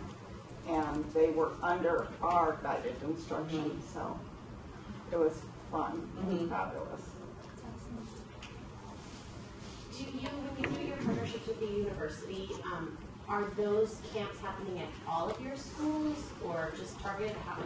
That's a good question. So we have about 18 elementary schools in our district, and we run the camps. We facilitate all the coordination out of my office, and so invitations go out to parents, to the families that qualify for the camps, and we typically run the camp geographically in each area of our district. We're large geographically, we're about 100 square miles. And so whenever we can, we try to hold the camp at the Title I school in the section of the district, just for better access to those families. We can't always do that because a lot of times over summer there's painting going on or carpet being reinstalled, so sometimes it has to do with that. But we do then bus students from their home school to the school that the camp is being run at. And I should emphasize that we have a commitment to very specific intervention happening during that time, but we also have stations where kids are on MyOn and we're creating units around a theme. So this past year we did a superheroes theme. That's where you saw the sheriff's deputy coming in and reading with kids as one of our community heroes. In past years we did the Olympics theme or an arts to action theme. So we really believe it can't just be skill and drill during the summer. If kids and families are going to give up vacation time to come to school all summer long, it has to be fun and engaging and instill a love for learning. And that's what we're hearing back from our community is, please have summer read camp again. My child, finally loves reading. And so that's been our goal during that time. Amber, can I just make a comment about, so with I think when we look at as an organization around some of our very successful programs like in District 49, the media special librarians have been intimately involved in the process of doing what you just described, where they meet with the teachers and they talk about, so what are you doing in your classrooms over the next 6 to 8 weeks? And I would like to help build some projects that support what you're doing in the classroom. So when the child is working either in the building or outside of the building, they have these specific projects that have been created by the media specialists or librarians to help support already what's going on in the classroom. And I think that to some degree, District 49 has done a great job of being able to build some of those, whether it's just through the summer or during the school year. Those projects and building them around literature. There's graphic organizers for writing activities and those kinds of things that support that as well. So absolutely. Yeah, I've done a good job with that. I would say that we believe very strongly that actual books are still important, and the electronic resources that we are using with Mayan are incorporated as part of the library process, and our librarians are very involved in that process as well. So with being portfolio-based, different schools have different curriculums. How do you go about the equity of instruction and equity of time, I guess, getting that 90 to 120 minutes of reading for each school so the kids get what they need, but also at a level that they need? Yeah, so it's interesting. I actually frantically wrote down a note as Dr. Kearns was talking about that 120 minutes. When we asked schools to think about what was making a difference, they came up with intentional scheduling. And we actually have a rubric that was developed by our schools. I'd be happy to send that to Elise and share it out with you. But each of these leverage points has a rubric that goes along with it. And in the area of intentional scheduling, our principals came up with, we need to have at least 120 minutes of instruction in English language arts a day. We didn't have to tell them that, but that's what organically emerged. And so now as we're going around meeting with principals and their leadership teams, we're revisiting that rubric and we're saying, where are you at on how you're building your schedule to keep literacy time sacred. We have schools going so far as if we actually had 2 snow days, can you believe it, already this year, where we had to cancel school before Halloween. And our principals are saying, we lost 120 minutes a day, 2 days already. We need to make that time up. Assemblies are not being scheduled during literacy time. Students are not being pulled out for special education services or English language development services during that time. And so those are the things around the schedule that we've been laser focused on in that area. Does that help? So they may be using a different resource, but they are still devoting that same intentionality to the time they're devoting. Okay, let's do some table talk before we break for lunch. So at your tables, discuss how you will build a community of readers in your school or district.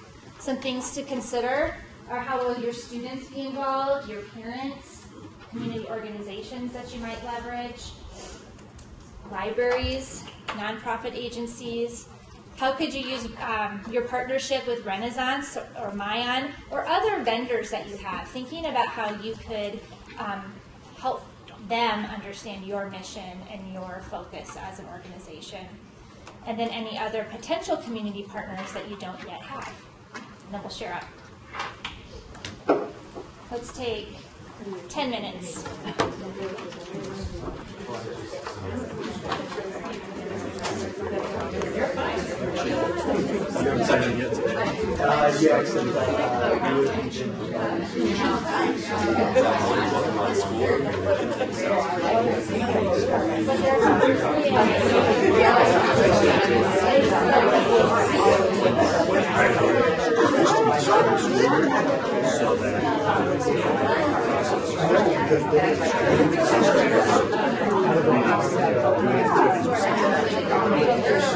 One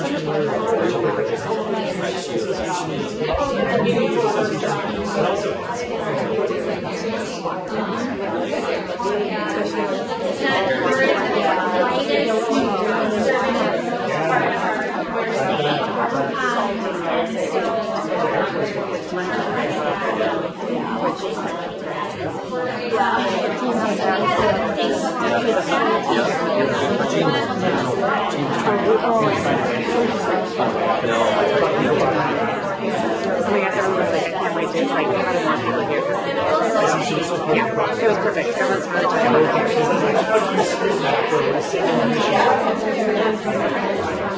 but I would say, like the rubric, you can contribute about promoting focus. No, it's good. It is a priority.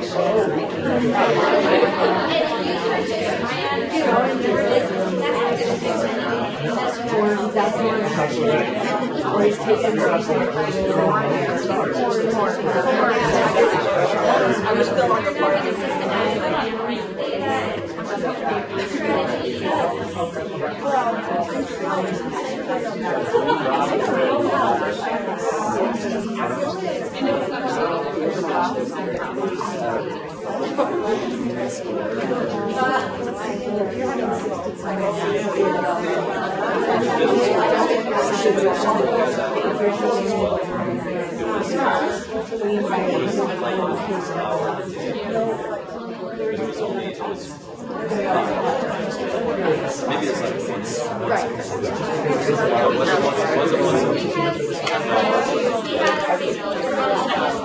But our state moved to SAT, and so no one wanted to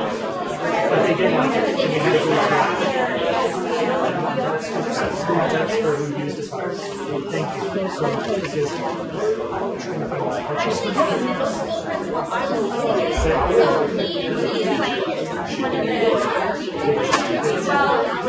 he's like a personality that's like hard to convince.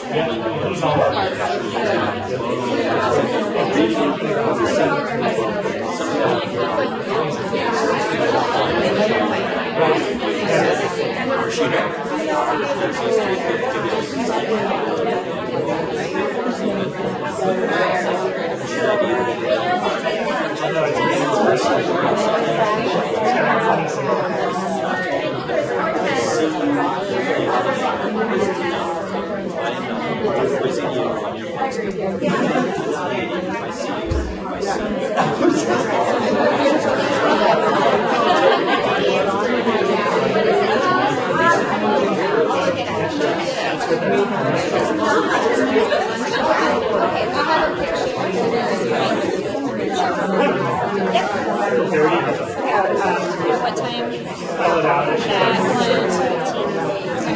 Okay, let's share out real quick a couple of ideas that came up in your discussions, and then after that we'll break for lunch. Who'd like to share a theme that emerged at your table? We talked a lot about partnerships with the university, furthering those partnerships to make them more meaningful. We have a pretty robust school of education here that we feel there could be a stronger tie. Excellent. What else?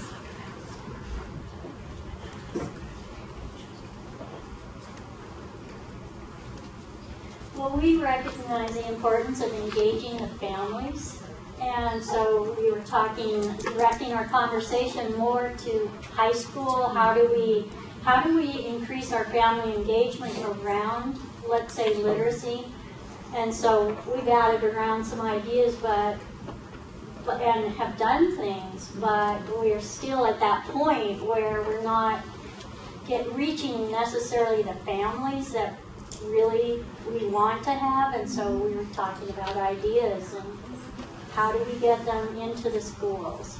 You know, as you think about that idea in high school specifically, one thing we found is that engaging our high school students and sometimes our reluctant reader high school students with elementary students and helping bring them into this focus has been influential.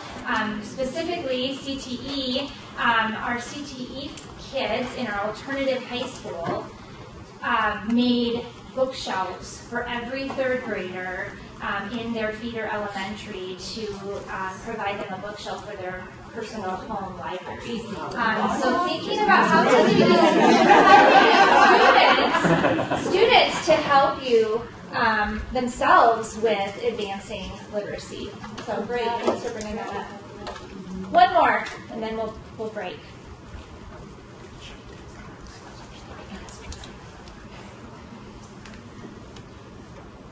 Sure. I really appreciate the idea of the rubrics just as an accountability measure. And it's rare that we have a tool to look at ourselves and to see what is our readiness. And it was encouraging to see that others are engaging in that and looking at themselves as reflective practitioners, and being a little vulnerable and allowing for that growth mindset to assume within a leadership team, but also to model that and to carry that through with our students. And so I thought that was a nice practice. Okay, lunch is waiting. Thank you all so much. I look forward to hearing from some of you this afternoon. Elise, do you want to give them directions? Just lunch is out here, and it's just a line. So, we'll have to be patient with a little bit of the line. And then you're welcome to eat wherever you want. And then I think there's some sun out there to grab, and we'll be back at 1:15.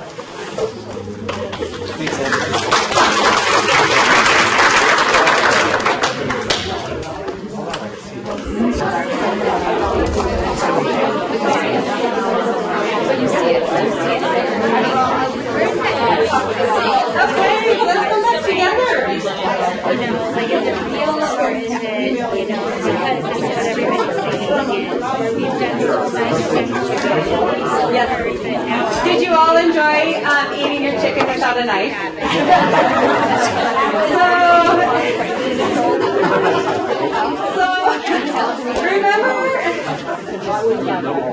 Remember how we talked about educators are problem solvers, and they share strategies and ideas and ways in which to overcome challenges? I feel like lunch presented a really nice, no-stakes way of having a little networking time together. So it was definitely interesting to see all the dainty and maybe not so dainty ways we ate the chicken. So anyways, that was fun. With that, Ryder, you're going to help us draw the next winner for an autographed book. Are you ready? Everyone feeling lucky? Ryder? I'm feeling some good energy here, people. I think there's a high probability of Missoula coming through on this one. Whitefish already won, so you guys are out of the running. Here we go. Bring your own knife. You guys ready? Okay. 2195664. Who is it?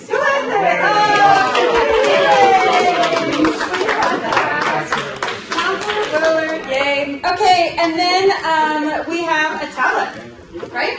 Yeah, are you ready for the next one? I mean, who's feeling lucky? Brittany's excited. Here we go. 219565. Oh dear, that's it? 8.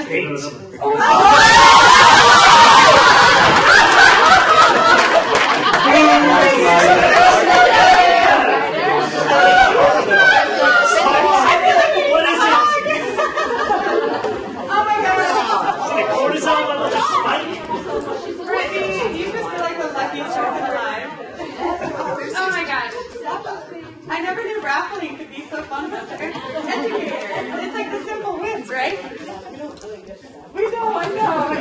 So thank you, Greg and Dave, for bringing the extra kudos to make our day so fun.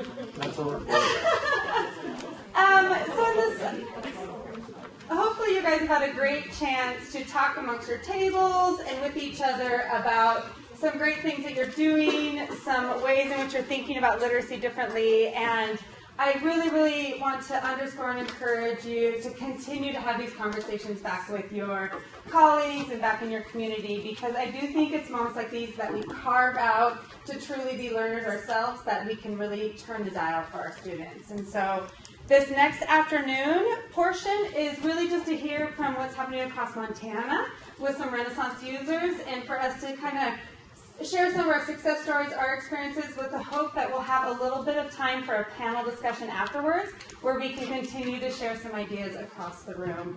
So with that, we're going to first start with Jalen. When I think about Jalen, I like data. She is like this number cruncher. Anytime I want to talk about ACT scores across Montana, I'm like, Jalen, what do you have going on? Do you have a spreadsheet around this? And inevitably she sends me something fantastic. She's a fabulous resource, amazing colleague, and I look forward to every time our paths cross. So it was very exciting for our paths to cross today. So with that, she's going to get up and kickstart us, and then after that we'll hear from Karin from Bozeman, and then we'll finish up with a little rally from MCPS. So like Lee said, I'm Julie Schlemmer, and I'm with Helena Public Schools, and this is my 13th year as an administrator at Helena Public Schools. Prior to that, I was working on grad work here at the university and taught some stats classes, and before that I was at Bonner, and Ty was did student teaching in my classroom way back then. And I'm really not much older than Ty, but we figured it out together. What, an 04? 23, so. And then another connection, so as I've moved around the Helena School District, I started, before that, my administrative career in Lincoln, in a rural school, and then came into Helena at Helena High, and then when Pam left, Smith, then I took over as elementary principal assistant. So we're all connected.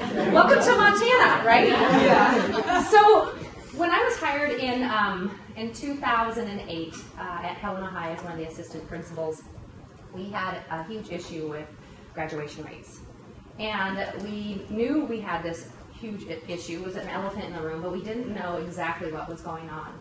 So we grabbed a list of all of our non-completers and started just in a simple way in 2008. It didn't look like it does now, where we have all these great programs to run all these at-risk indicators. But we started to look at maybe what some of the common factors were with this group of kids that weren't graduating. And we're talking like 80 to 100 kids not graduating.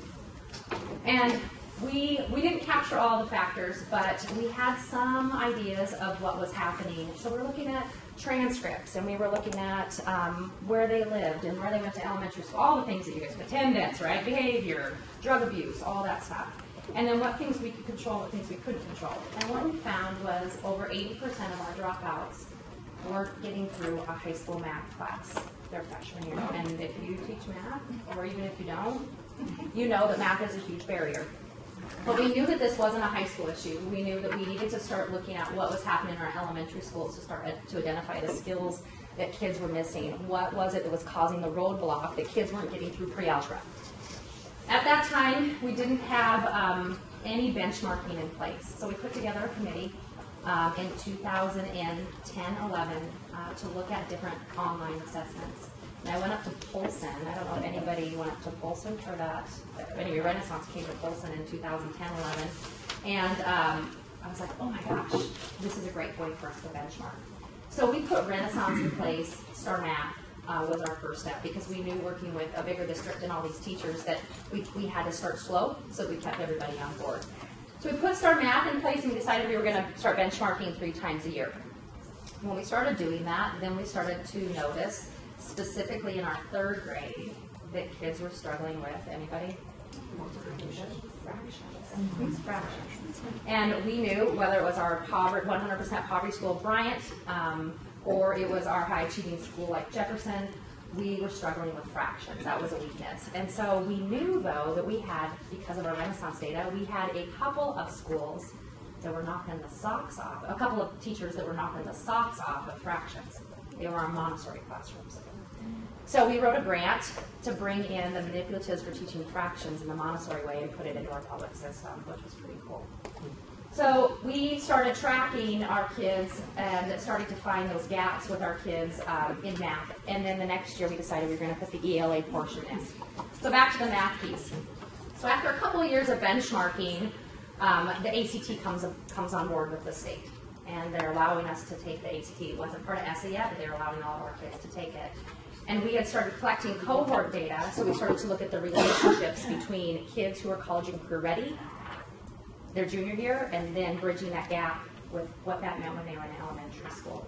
And so through looking at that relationship and some of the work of Joan Meyer, who came with me, who was our ACT analyst, and she's like this guru, amazing goddess, we started working together. She was a librarian at the time, and she was focused on the reading, and I kept saying, Joan, we're focusing on math right now. So we worked together. But we knew this. With the ACT, kids that were college and career ready, like 95% of them were taking a geometry type of course their freshman year. And at that time, those kids were all feeding in from Montana City. We didn't have algebra in our 8th grade in our school district. But we knew that those kids were successful. And so we started to look at those kids that were taking geometry as freshmen, and we started looking at their STAR scores. So we had 4 years worth of data, and we knew that kids on that normed test were at about an 85 percentile ranking with a standard deviation of 5. So we peeled it back to our elementaries. And I don't know how, most of you are from Missoula, but I don't know how Missoula works, but we used to have this old way of doing things where, like, this was our system, we offered one section, if you didn't make the top 30 cut, guess what, you didn't get advanced math. And I worked okay, well, you didn't have to confess anything, but that's how we roll. So I worked with this really amazing... We're working on it. So working with this amazing assistant principal at one of the high schools who has since passed, Jim Conley, and I was visiting with him in the hospital when he was going through his treatments, and he said, Jolynn, if you remember anything, if you say something out loud and it sounds stupid, it probably is. So this was one of those things where it sounds stupid, and it was. So we have two middle schools in our district, and we have 30 advanced seats for 6th grade here and 30 advanced seats here, so 60 seats out of like 550. And we would have these conversations with parents in the past where, oh, Johnny, he's so smart, and I'm so sorry that he's not engaged, and he's a behavior, but we don't have 31 seats. But when he's a freshman, we'll re-engage him with advanced math. Like, how stupid is that? It's like sending kids to the moon in middle school and saying, I don't know if you ever come back. So we started to look at our data once again. So ACT College and Career Readiness, 22 benchmark. Those kids were predominantly in geometry or higher their freshman year, mainly feeding from Montana City at that time. And we knew that we could make a benchmark cut of about 80. Now that's like a hard and fast rule. Obviously there are exceptions to that. And the more data we had, the more we could say, oh, this kid has been hovering in the 80s, 90s, and maybe just had a bad test, right? We were going off of one test. So we peel this back to our elementaries. We start putting the fractions in place based on some of the Montessori fraction kits and stuff that we could get. And we said any kid with an 80 percentile and higher on STAR, we were going to put in a more rigorous pathway for math so that they would be ready to take algebra their 8th grade years.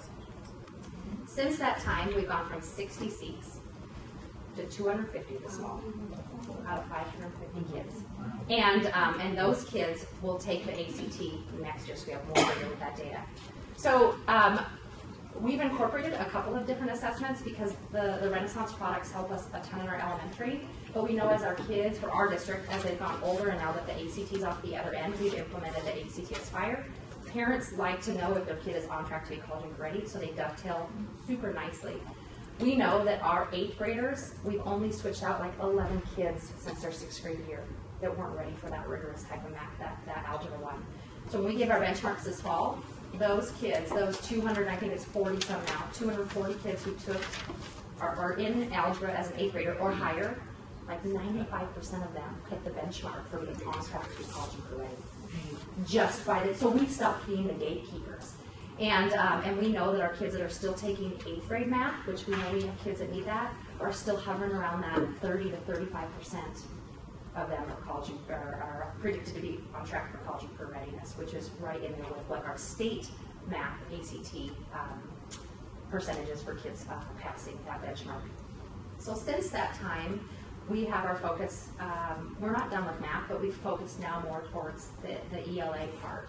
And because of our work with Renaissance, we've been able to, and the data that we can get from Renaissance on the individual level, on the teacher level, on the school level, on the skill level, and the district level.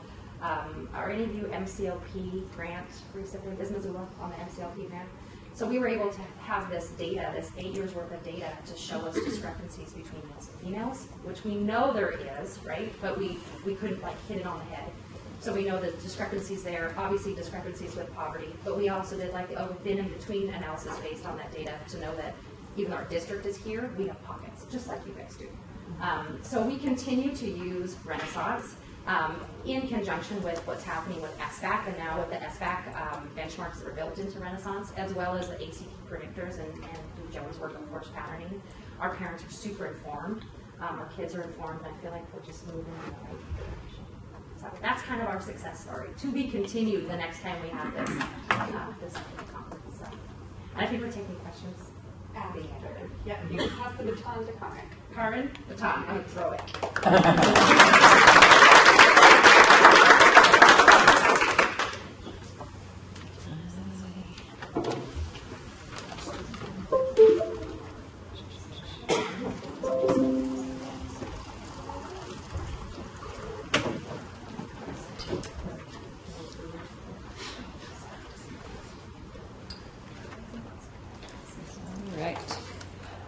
My name is Karen Neff. I'm in Bozeman Public Schools, and I am not,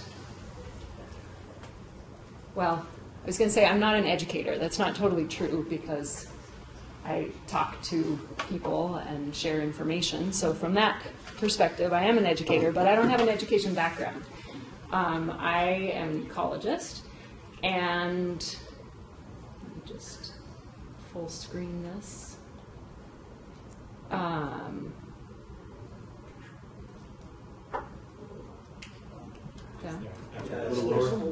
Oh, right there. Thank you. So during my graduate work in ecology, I became very enthusiastic about how we use information in making decisions and how we tell stories with data to help people, help inform people to make decisions.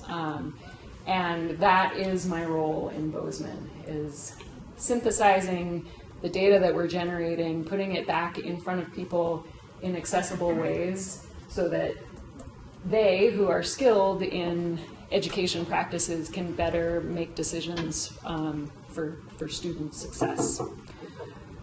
So our goals in Bozeman are to establish organizational engagement with data to cement this shared sense of purpose and to use data to support instructional practices and student success. So this is what I come back to in my work, really trying to have everything that I do align with these goals. It's really interesting to approach data in education from a nerdy data enthusiast, because there are a lot of walls that go up when you walk into a room and say you're going to talk about data. So it's been interesting to learn about that and to navigate that. There's a lot of fear, thank you, No Child Left Behind. There are statistical knowledge gaps. We ask people to make very sophisticated, complex conclusions using data with basically zero background in using data. And of course, there are time constraints, and figuring out how to pull together data from disparate software, classroom instructional information, anecdotal information. How do you get it all together in one place so that you can act on it? The requirements that I've come up with, and of course now that I'm immersed in education, I created an acronym for it, is to make active data. It has to be actionable, it has to be contextual, transparent. A lot of fear goes away when you talk about where the data came from, how you want to use it, what your vision for the data are. It has to be intuitive, and sort of aligned with that is visual. So some of the strategies that we've come up with in Bozeman to help promote the use of data, and of course this is a moving target, and there are early adopters and pockets of resistance still, but we use an intentional shared vocabulary around data. So statistical terms like average doesn't mean mediocre, and changing that context so that we're all using the same language and have the same understanding around data. Another lovely residue of No Child Left Behind is using snapshot pieces of information to tell a complete story, which is impossible, as you guys intuitively know. So really using longitudinal trends, patterns, distributions, thinking three-dimensionally about data in conversations around a student, and that's one of the facets of STAR that I really appreciate. Is for any given testing window, you have multiple pieces of information around a student, their actual score, their growth percentile, their percentile rank, all of these different contextual pieces of information, and then you add time to that, and you have a longitudinal pattern to be able to say, okay, is this normal wiggle? Does this indicate something going on in a student's life? Can we unpack what is causing this unexpectedly low score? Or do we need to have a conversation to increase transparency with that student about why we're collecting this information, how we're using that data, so that it's not just blowing off a test and not performing to their best. Effective and engaging data visualization. I think there's no quicker way to lose somebody in a data conversation if you don't have an accessible picture to share with people. It reduces the anxiety and conflict around data if you make it visual. And then increasing the opportunities to have data-driven conversations. And I'm really lucky in Bozeman that I have the opportunity to speak in front of our instructional cabinets. I have an opportunity monthly to speak in front of our board and share little bite-sized stories around our data so that we increase that transparency with our community and increase the engagement with stakeholders and reduce the anxiety of having conversations around data. The more you practice that, just like reading, the better you get, the less scary it can be. And for me, as the sort of gatekeeper of the data, is finding a balance between delivering a conclusion on a plate of what I think is going on and really guiding interpretation by users. And some of the most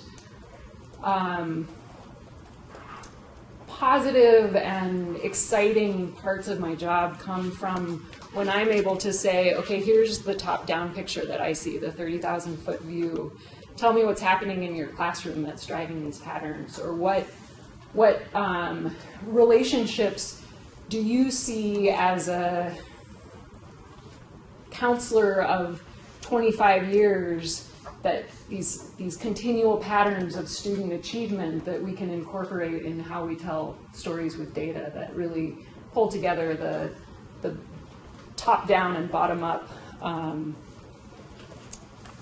stories driving the data patterns. And then, as again, part of that transparency, allowing feedback and research suggestions and observations from all users.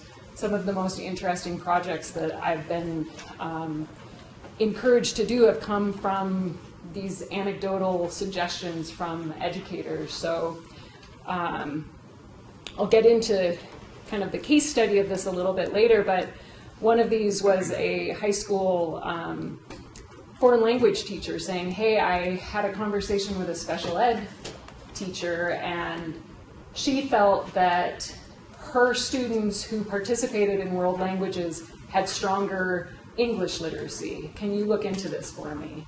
And in fact, we found that there was about a 17% students, special education students who participated in world languages scored 17 percentile points higher than their peers. And, you know, obviously a lot of other factors potentially going into that, but a fascinating question that I would not necessarily have come up with. And so having those open channels for dialogue is really important. One of the tools that we've started using are these guided dialogues. And so allowing for mixed groups of district and building administrators, thinking before you even look at the data, what do you predict? What are your expectations for your students? Laying out all of those kind of gut feelings on the table before you even look at the information, and then looking at the data, but really holding yourself back from trying to justify or explain away the patterns, and just being with the data, observing what the patterns are, whether they support or contradict your predictions. And really important, recognize both the challenges, which I think we're really good at as educators to see where we're lacking, but also remember to find the celebrations and the positive trends and take time to celebrate the successes that you see in your data. And then you get to the because and come up and brainstorm what might explain what you observed, how do you test your ideas, what additional pieces of information do you need to be able to get at that, and then at the building level, start thinking about actions. What can we do? What practices can we implement to try to change these trends or increase positive trends? And then, of course, there's always that iterative process, so coming back and looking at the data again and going through this again. So one of the case studies is, over the last few years, the high school has focused on literacy. We have remarkably stagnant high school literacy trends that match what Dr. Kearns showed exactly, with about 50% of our 9th and 10th graders not meeting proficiency. And this is Bozeman that gets all the accolades, and yet half of our students are not proficient at reading. So there was a big focus school-wide on literacy. We did the Read poster campaigns, which was really popular with the school staff, SROs, athletic directors posing with their favorite books, and they're posted all around school. And a focus on literacy in every content area, really making the staff aware that this is a team effort. It's not just the ELA teachers that are tasked with improving literacy. And so they committed their time during staff meetings to focus around using data and sharing classroom practices and creating intentionally mixed tables. So this is where the conversation between the world language teacher and the special ed teacher happened, because they weren't sitting with their department. They were forced to sit with their colleagues who they maybe haven't had conversations with before, generating some of those ideas. And this was really an opportunity for me to use data in creative ways to engage teachers. So one of the things that I did was pull together some Lexile data to create some context on STAR. Our math and ELA teachers are used to using STAR data, but prior to this, that information was never accessible by social studies teachers, science teachers. And so when they saw a STAR score, they didn't understand what a 40th percentile meant. And so this is a published list of median Lexile measures for different types of text, so literature in green, instructional materials like tax return forms, student loan applications, entry-level professional materials, and then different press. And over on the far side, we have our different median 10th grade STAR assessment benchmarks. So students who are proficient are around the 14.5 Lexile, whereas Tier 3 students are closer to about 600. And so really putting that in the context that a shop teacher can look at this and say, okay, I have a student who's between Tier 3 and Tier 2, I understand what this means and what they're able to navigate, or a science teacher. And the side effect, I shared this with our board, and one of the really lovely side effects of this is that it took away some of the prejudices around what individuals need to be successful out in the world. And so if our goal with our students is to graduate them as successful human beings in some kind of college or career, a video game designer needs the same literacy level as a social worker. An auto technician needs comparable literacy skills as a civil engineer. These are things that sort of maybe interrupt our biases and our assumptions about what actual tangible skills people actually need to be successful out in the world. And made these scores more than just a number on a piece of paper, but made it relevant to instructors through the building. To illustrate our challenge and our goal, we created an easy infographic.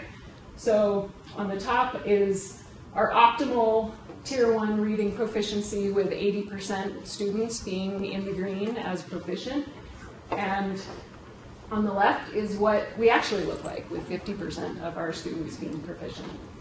And you know, this is what it is. This is our data. It's hard for people, even if they're uncomfortable interpreting numbers, to walk away without knowing what our challenge is and what our goal is. And then, again, going back to that, making data accessible and actionable, if you have a student in chemistry who is disengaged and not successful, and you don't have access to our literacy benchmarking assessment, how do you know what their challenge is? Do they not like science? Are they disconnected across the board in their education, or do they not know how to read? And if you have that information, how do you change how you deliver your instruction depending on where your students are? And so we created these spreadsheets for every period, for every teacher in the building. Now it's incorporated in PowerSchool, so it's a little bit easier for me to get this information out. But color coding it again to alleviate the stress of looking at a spreadsheet for those who are challenged by that, but also giving the percentile rank information for those who want to know more and understand what that means. But just visually, you have, this is the same teacher, 2 different periods. You have one where, if you look at these scores, there's basically one student who is functionally lacking in proficiency, reading proficiency, versus almost 50%, probably closer to 30 or 40%. So how do you change how you deliver that chemistry instruction to those different periods, and how do you utilize that information? So the results from the first couple years is after the first year, from 9th to 10th graders getting this focused literacy,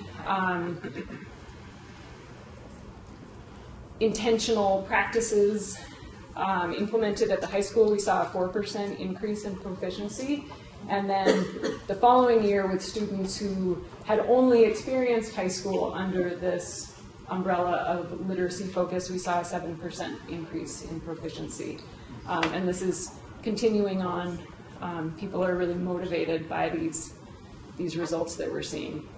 Other ways that we use STAR and data in the district is part of our college and career readiness framework. So it's built into some of our benchmarks that we hold ourselves accountable to the community following these benchmarks. And for me, I can appreciate the frustration that teachers can have with standardized assessments and how it fits into their classroom practices. But from a data perspective, it's really one of the only standardized, clean data sources that I have to work with to look broadly at our district performance. And for that, I really appreciate it. And the questions that we are able to ask now with longitudinal data in order to improve instructional practices is sort of, for me, erases all of the trepidation that people might have using one assessment over another. Other ways that we use this, so this kindergarten literacy, which is students entering kindergarten meeting 530 benchmark. So this is a really sort of scary goal for our district because we don't have any control over those students. We're measuring them when they walk in our doors, not when we've had our hands on them. It's based off of this research that Renaissance did, looking at how students did in 3rd grade compared to how they did when they walked in the door in kindergarten.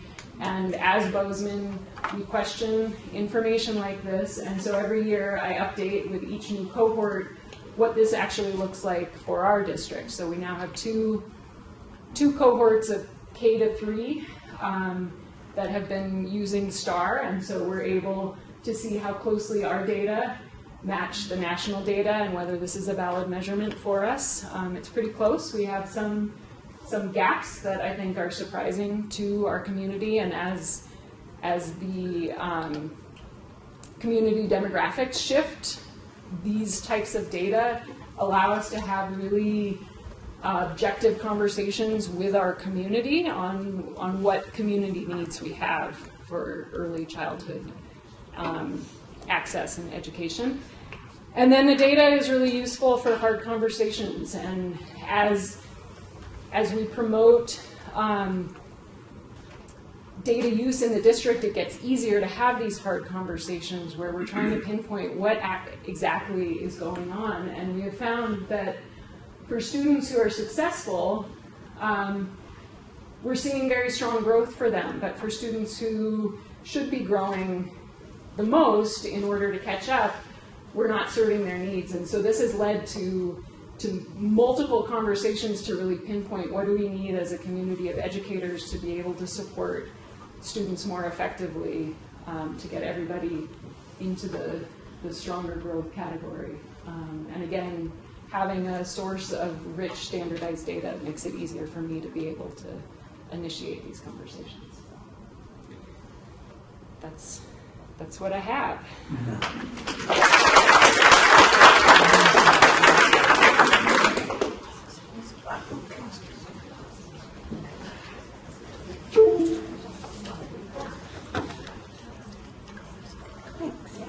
Okay, so we will finish up our day with sharing a little bit about our learning journey at Missoula County Public Schools. We'll try to celebrate some of the successes, and some of those our MCPS people can hopefully remember, but also share some of the bumps and bruises along our journey and talk about how we are trying to capitalize on the use of STAR to really help us unearth some of those challenges and find better ways to help support student achievement across our district. And so we always think about what is our mantra and what are we trying to do and the why. And teaching learning really embraces the notion of we're always trying to learn. We are always trying to learn the better way to do things, the ways in which it'll make the biggest impact for our kids. And with that, then we're always trying to improve. That we recognize what we are doing now is the best we know, and tomorrow we're going to even be better. And so how do we constantly be using data and all the tools in our pockets so that we can make good decisions for our kids every day and for the future? So part of what we're going to share with you is our journey that started back when I first began my position in 16-17, which some of you were a part of. So it all began with this notion of what does a balanced assessment system look like at MCPS? And at that moment, we will show you what it looked like. So I went around, and I called it the junket tour, and I went around to all the schools and asked teams of teachers, leaders, coaches, anyone who would come and talk to me about what assessment tools are you using and how effective are they? And specifically, I started using words like universal screener, just to even figure out what we're talking about and if we have that same kind of common language that Karen spoke about. And this is what I found, at least at one grade level, at our school district. So some people start to giggle right away. Some people start to look down. So why do you have that visceral response? What do you see from this beautiful, what I benevolently have called the scatter plot? I know that's not a data term, sorry, Karen. The pie chart of beautiful color. Did you say universal screener? I asked, what universal screener are you using, and how effective do you find it? Okay, so what's your funny about it? What do you notice? Shout it out. Well, we are using a universe. True. Some of which aren't even screeners. Some which might not be a screener. What else do you notice? How do you know if they're effective? We couldn't even get to the point of noting if they were effective, right? And some are things that I will give a bit of an understanding that we do have one elementary school that is Spanish, a dual language immersion program. So there's a little bit of the Spanish in there as well. So you could see from the starting place that this is part of our dirty laundry, is like recognizing that we had some work to do. And so with that, we created a universal screener task force that we were going to begin to address this issue, which we have you, Casey, stand up, Cammie, Jenna, stand up, stand up. Robin, but she's already standing. Also, along with the lovely people who just stood up, were instructional coaches, we had principals, we had a wide variety of people coming together to begin to address what we quickly learned was our current reality. And so as a team, we went back and we identified a few problems of practice. And you can see that we identified immediately that we had a lack of understanding as to why we needed a universal screener, or even what a universal screener was. We talked about the consistency around professional development and lack of access to assessments from different schools. So we started with a process we're recommending. We used a universal tool screener that kind of outlined various categories of that screener. And then from that, we identified 5 top tools, and we had the presenters come in and share with the team about the tool. And that's when Renaissance came and presented along with 4 other companies. Then the team each voted on what their first, second, and third choice was, and so you notice we lovingly referred to the sticky notes up here as kind of our process, sticky note process. And that way we had 8 reports for us to come back to every time we discussed. So at that moment, we truly determined that STAR 360 was the tool that best met our needs. And we were very specific with what that criteria was, and we held tight to that. We were very clear with the must-haves of what we wanted out of a universal screener. So it had to be evidence-based. And of course, as educators, every decision we make should be evidence-based. But then with that, we were very even specific about the reliability score. We wanted something that, like when Karin spoke to, having really strong, dependable data source where we can begin to make good decisions from. We wanted an opportunity that was cost-effective, it was on the computer, and it was easy to use for our colleagues, and then more important, that the reports were easy to use, and that we were able to read them and immediately begin to make some decisions from that. And so what that started is then an opportunity for us to move into our kind of multiple year implementation. I know this is a lot of words, but I mostly wrote this down so I could remember what in the world we've been doing for the last 3 years, because it's been intense and amazing. So one of the first things we did that I think had the biggest success for us is we created STAR Champions. So if you're a STAR Champion in the room, will you please stand up? You have to stand up. Thank you. So I say that because I think truly what has made our implementation of STAR so effective is the role of the STAR Champs. And the role of the STAR Champs is one that was an application process in which we had people applied. We collected there's over, gosh, now I'm going to forget, but we had over 60 applicants for 40 positions at the time. And from there, we were able to choose people who were really interested in being part of this data literacy movement and really set up some strong routines and foundations for this work. I think something we learned from this process is that we didn't necessarily make the selection process super transparent. While it was transparent for the task force and the people involved, it was transparent through the application. It wasn't necessarily, when we came down to the selection, it wasn't transparent to the union or to our larger community. And so learning from that is an opportunity to be like, okay, we had this great idea, these are amazing people in our buildings, but we didn't celebrate it in a way that helped everyone understand the selection and so forth. And so if we were to do it again, I would probably say we would try to make it even more transparent so that everyone could join in that celebration of selection. I think another thing we did really well in the very beginning is we met with all the principals and we decided in that moment, are we going to do a slow rollout like K2, 3-5, 6-8, and like over multiple years? And everyone shared a really strong sense of urgency that if we're going to start to make better decisions for our kids that are data-based, we have got to create a good data source.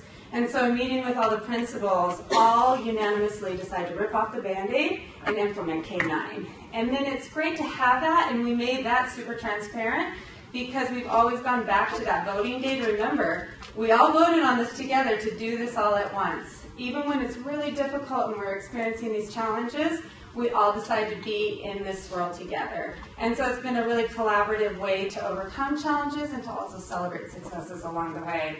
I think where it's led us to in the last few years is because of the work in developing a foundational data source, we as a community have become much more data literate. We've adopted a data dialogue protocol that hand over heart I say we use across all content areas and across all grade levels. Every time we bring a PLC together, whether it's at the district level, we always start with a data dialogue and we always begin with our STAR data. So no matter if you're a kinder teacher all the way up to a 12th grade teacher, we're always looking at STAR data that grounds us with a common sense of commitment to the students that are in our system. And then from that, we're able to make decisions about how we can impact that data, no matter what role we play in the district. And so it's allowed us some opportunities then to take that further and think about, okay, for literacy, what are we doing around English language arts? Where is that guaranteed viable, that intentional focused attention to our literacy practices? And that led us to this last year implementing a K-12 English language arts model. And then from there, we've also been able to inform our math, which we just initiated this year. And so as we are implementing these new content materials, we're able to continue to go back to STAR to make sure that we are still on track and that student achievement is still at the focus. And now we've got common materials to talk about these common practices, to talk about common problems we may be having, and being able to come together with this foundational data source. So it's been this journey that started in 16-17, which is fascinating as it's evolved and continued on to today. So we have some data to share with you so that you can join in this journey. So similar to the data-driven dialogue process that current schools do, we always start with a prediction statement so that people can kind of unearth what they already think about the data. And then the next step is for us to make very specific factual noticing. So a data statement would be, we noticed that 75% of students were proficient. We noticed that 4 students were in the red urgent intervention area. So what I'm going to do is I'm going to show you one of our very initial pieces of data. And I want you to turn to your table and make a data statement. What's a fact that you see in this data?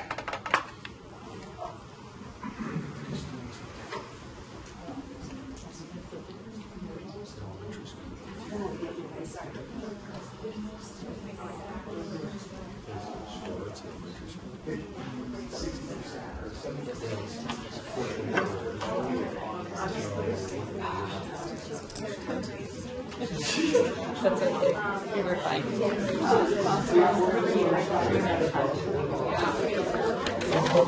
All right, so come on back to me.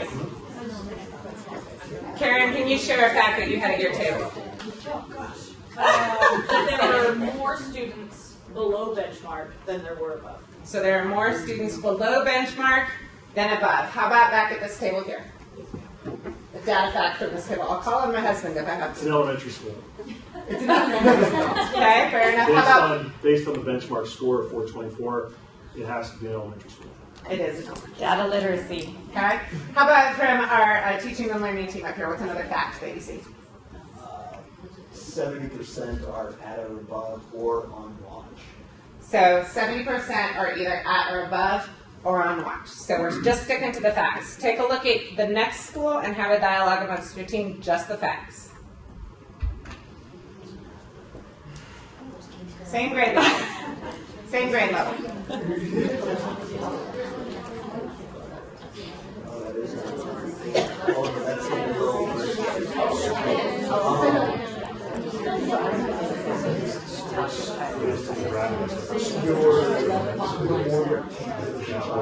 I think it's okay.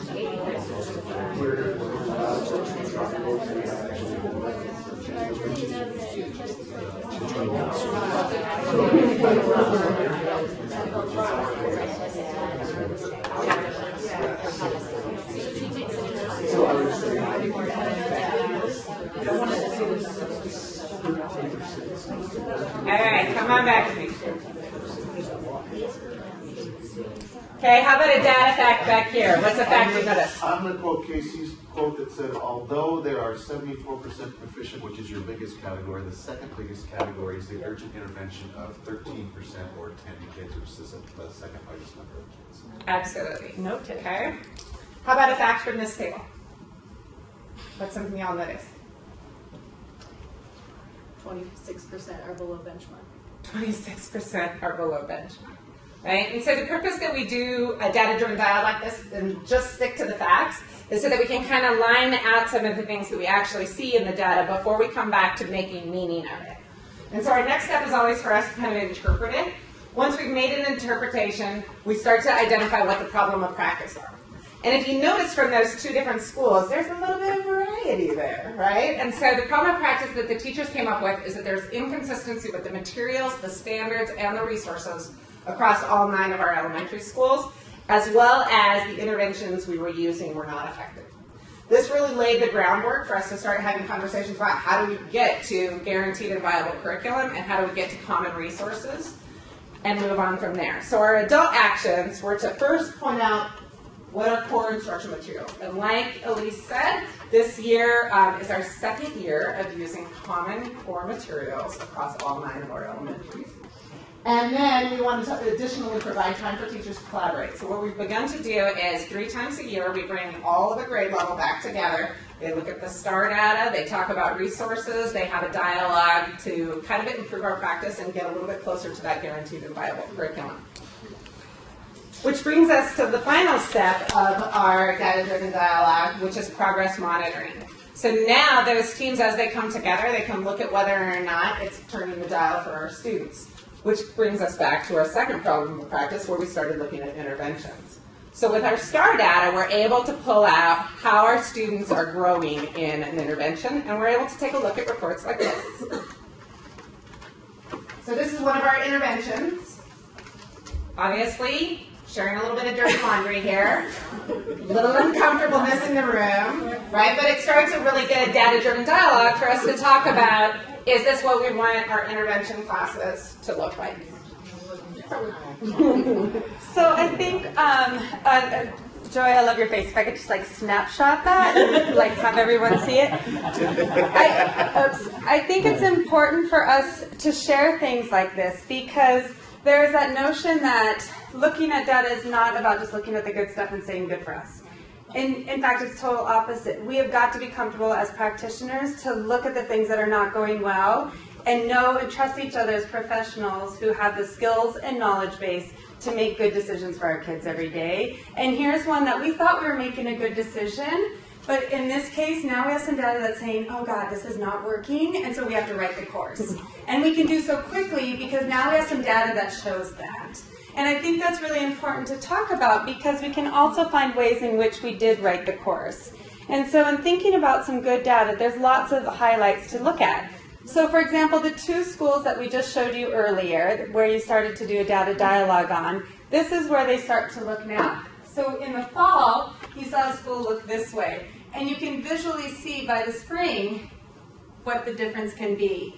Not only do you see the percentages increase greatly, but you see the entire system move up higher scale scores. So we don't always want to just see that kids move up and over into the green, but we also want to see them rise in their achievement as well. And what we have found with STAR that blends so well with that notion of always learning, always improving, is that we are making sure that each and every child grow. So when we're looking at either kid on each little line, we're making sure that they all grow. Another example, and this one I love from the high school people, and we have some of the high school representatives that helped influence this graph, is that we know it's really hard to turn the dial in high school. We know that it's additionally hard and it's an arduous process, especially in 9th grade. And so even seeing a difference of 3 percentage marks, getting kids into the green zone was a huge victory. And it was really exciting because this was after our first year of implementing a common material across that 9th grade team. And so to have that 9th grade team who worked so hard and overcame so many challenges with coming to this common curriculum that, in all honesty, was quite challenged throughout the community, to have this team not only commit to it implement it with such passion and fidelity that then we could go back to the data and say, were there some successes that we can find? And this is certainly one data source that then added to the whole narrative of what those 9th grade teachers experience with their kids. And that was really exciting and a powerful moment for this 9th grade group. Another one is our intervention turned around. So again, looking at that same moment in time and the same teacher and looking at a different avenue for intervention and really changing the way we practice an intervention. Instead of just like, oh no, hoping and praying and crossing our fingers, here we set some goals with our students and we talked to the teacher about what that focused clarity was and that intentionality and the evidence-based practices that we needed to put in place here. And here we were able to track it all the way to the end and know that we had closed the gap for some of those students. And in that case, it is worthy of celebration, and it is okay to start with the yucky part first, to really recognize that when we collaborate and when we come together as practitioners and when we overcome those challenges together, we have something amazing to celebrate. But it even gets better. So then you start looking across the system, and STAR gives you the opportunity to really find those successes. For example, last year we had a classroom in kindergarten where 100% of those little kiddos all reached benchmark on the early literacy test. We knew hand over heart that those kiddos were ready for success. They were ready to start reading and just love it. We also had an elementary school right here who had proficiency 80 to 94%. It was amazing that their entire grade level from K up to 5 was that RTI benchmarked kind of perfect triangle that we hope to see. And so we're able to go back to research and the RTI network to really confirm, are our practices working? And this was one benchmark score that could help tell that story. All the way through to the very last part. Down here is our probably most proudest data point of all last year, is that we moved 670 students between 17-18 and 18-19 into that proficiency mode. So we moved 670 kids across our 9 elementary schools into a proficiency mark. So we know that by coming together 3 times a year in those district PLCs, by having some common materials that helps guide our collaboration and cooperation, that we're making a significant difference to hundreds of our kids in our system. That is powerful work of having a data source like STAR. And last, across our system, it's really been able to just help us inform our practices. It's really scary to implement a brand new material and to do so across hundreds and hundreds of people. And so making sure to really inform that practice and making sure that we're making good decisions along the way. Being able to really provide that context for us to evaluate our interventions. We never really had an opportunity to evaluate our interventions. But now we know what our practices are. We can look and see when they're not working for our kids, when we've actually made the gap bigger, and what we're doing when we make the gap smaller. And then how do we continue to then copy that for our kids each and every day. I think across our system, we can all put our hand over our heart that we have become way more data literate in the last 3 years. The data protocol is something that we use daily and that is very, very familiar. We see it happen in a wide variety of contexts, and I think ultimately it's because we created this foundation with Renaissance for us to be able to build from and make good decisions each and every day. And so we just want to share our journey. We do want to be honest and vulnerable to share our moments of complete, that's not good stuff, to where we did make some improvements. And we hope as educators we continue to be vulnerable like that with each other so that we can share in the good practices and our learnings together so that we can all make really good decisions for all of our kids each and every day. So thank you for listening to our story at MCPS.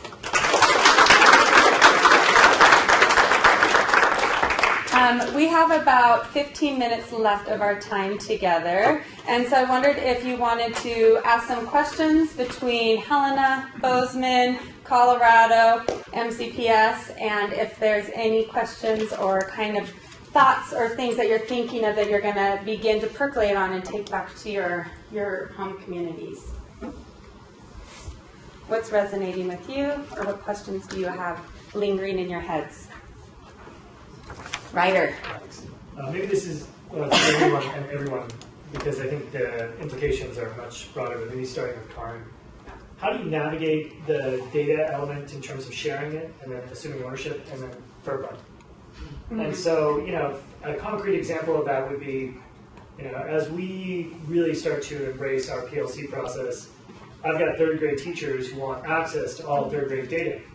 And I want to give them that access. I want them to have it. And I guess the codified format that you had in terms of chemistry and overlaying that, is there a way to do that in a meaningful, relevant, and then also safe manner? So we have, you asked that question in sort of nested doll fashion, and we have... Yes, I have a bad habit. No, that's basically the answer too. When I share information with the board, which is public, we don't disaggregate groups that are smaller than 10. So if we're sharing at a school board lunch the number of third graders, free and reduced lunch third graders who are at grade level reading, and for that building there are fewer than 10 free and reduced lunch students in third grade, then there's no bar there. So even if it's useful information, they don't get access to that. Within a building, if they have a team situation and they're grade level teams that are collaborating or doing block scheduling, sharing students, we give access upon request for that grade level team to have access to all of their combined students, because it's that need to know, they're using that information on behalf of the students.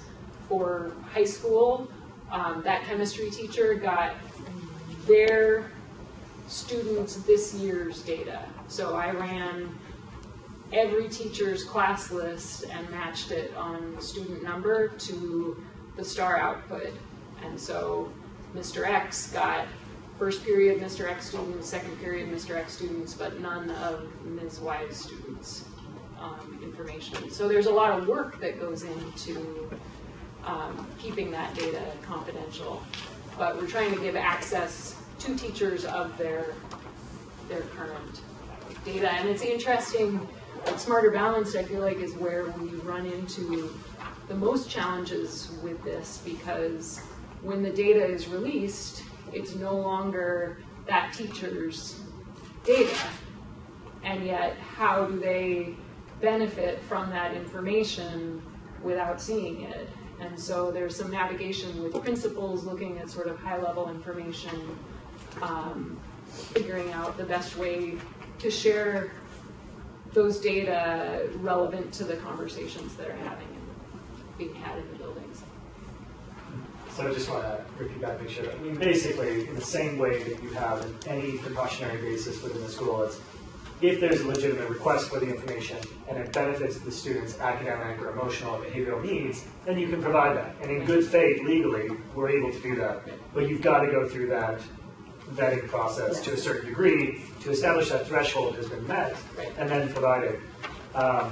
It's just, it's challenging for us because unlike the larger system, I've got a direct feeder. So for me, my longitudinal data is right there. I've got kids flowing from one system to another, and I've got a command of it. And these teachers are assuming ownership all the way through, right? And so I've got, high school teachers that are wanting to look at elementary kiddos and vice versa, because there is that shared ownership. It's just hard to navigate. Right. Well, and so we have this challenge with our feeder schools. We have a number of K-8 districts that feed into our high school. And so they want to know, how are their students doing on the ACT? How are they prepping students? What's the high school transition like? And that becomes super locked down information because it's really legitimately not theirs anymore. It's data that's being generated within our high school, and they are no longer that district's student. And so I do the same masking for them. I'll aggregate data over 3 years so that we have sample sizes that are big enough to be able to share trends, but without impacting student privacy for that. Thank you. I'll add to that just for a second. It's so easy to take all the data and aggregate, right? But it's really hard to push it back out to teachers individually, especially when kids change classes, or at the high school they have 7 teachers.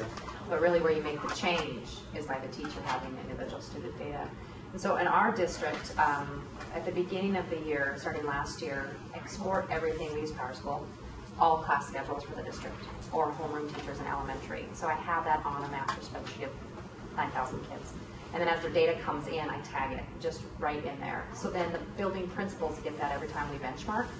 And then the building principal is the one in charge of making sure that that data can get to the right people who need it upon request. Because otherwise, if you're the one person managing that, you can't get it done fast enough. Like, you know, you're one monkey in the system, and you can't push all that back out. By just doing simple filters, it's easy to switch your data to Chem 1 or to Miss Jones, or is zero period working, or males or females, or whatever you put in there. So if you just load it at the beginning of the year and tag on your data, then it's easy to trim off the schools and send it back out. Then your principals can be in charge of this. But you're taking the onus of responsibility to establish and create that data profile on an annual basis, so that they can be responsive to it. Because there's no metrics, there's nothing I can pull from all these different measures and say, here's the ad hoc filter I can build, and you're just creating that. Because we're not a factory, the kids change classes, right?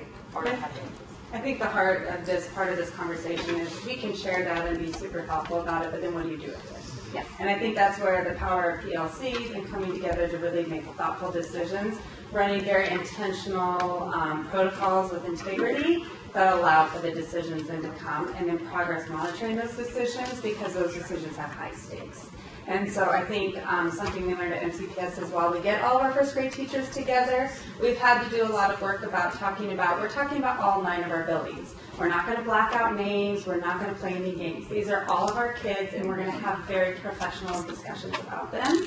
But then knowing that we are also committing to a collective adult action around that problem and practice, and we will come back in the next benchmark and own that adult action and how we did on that adult action. And so I think the power of however the data is shared in the most confidential way and a need-to-know basis, it has to be attached to those adult actions and the integrity of what is done with that data. What other questions are out there, or thoughts that are kind of percolating in your minds? I just wanted to ask Bozeman and Helena, do you guys, I saw you know, 40th percentile is your percentile that you use for proficiency. Are you guys using that also? We use the 60th because it's aligned with Smarter. Yeah. So we will change ours, but we're only in year 3. So we have started to say in all of our district PLCs that we will be changing ours next year. Now that we've had multiple years of using STAR, we've become data literate. We know how to read the reports that we've committed to reading, and now we will change our percentile marks. We use the 40, but we, in Renaissance, you're allowed to create your own benchmarks. So we have a color between 40 and 60 so that we know what that gap is between being on track or at benchmark according to RTI, so lower end of average, and then what's needed to pass the state assessments. So we also added the band in there for the 80 to track our kids who need more rigorous setting math, and we put a 95 in there to know our top end. So we just have it all color coded. Right. Yeah. I have her Excel spreadsheet. I plan to use next year.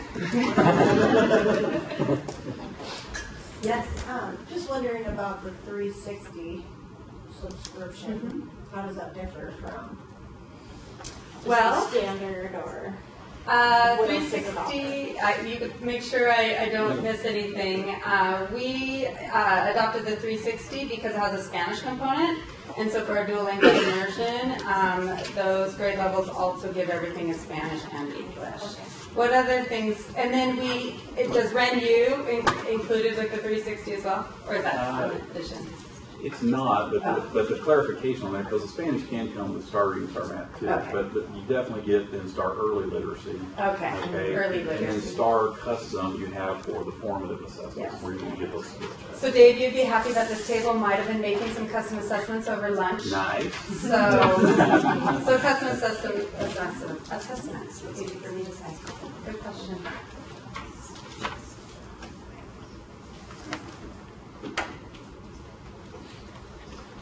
So as you are thinking of closing up, 2 things. I really encourage you to think about what's the nugget you learned today that you're going to bring back to your community, your classroom, your PLC, your school building, a colleague that's down the hall, so that you begin to share some of the thoughts and some of the reflections that you've had today. Like, there's so many amazing quotes I got from Dr. Kearns. I can't wait to start to just add them into my daily practice. A second thing is in your Renaissance packet, you have a feedback form. If you could quickly fill this out, and if you could hand it to Greg and Dave in the back, I know that they would appreciate that. And then I think that is it. So grab people's contact information and go and voice your. Please, thanks for having us. You're welcome. Thank you.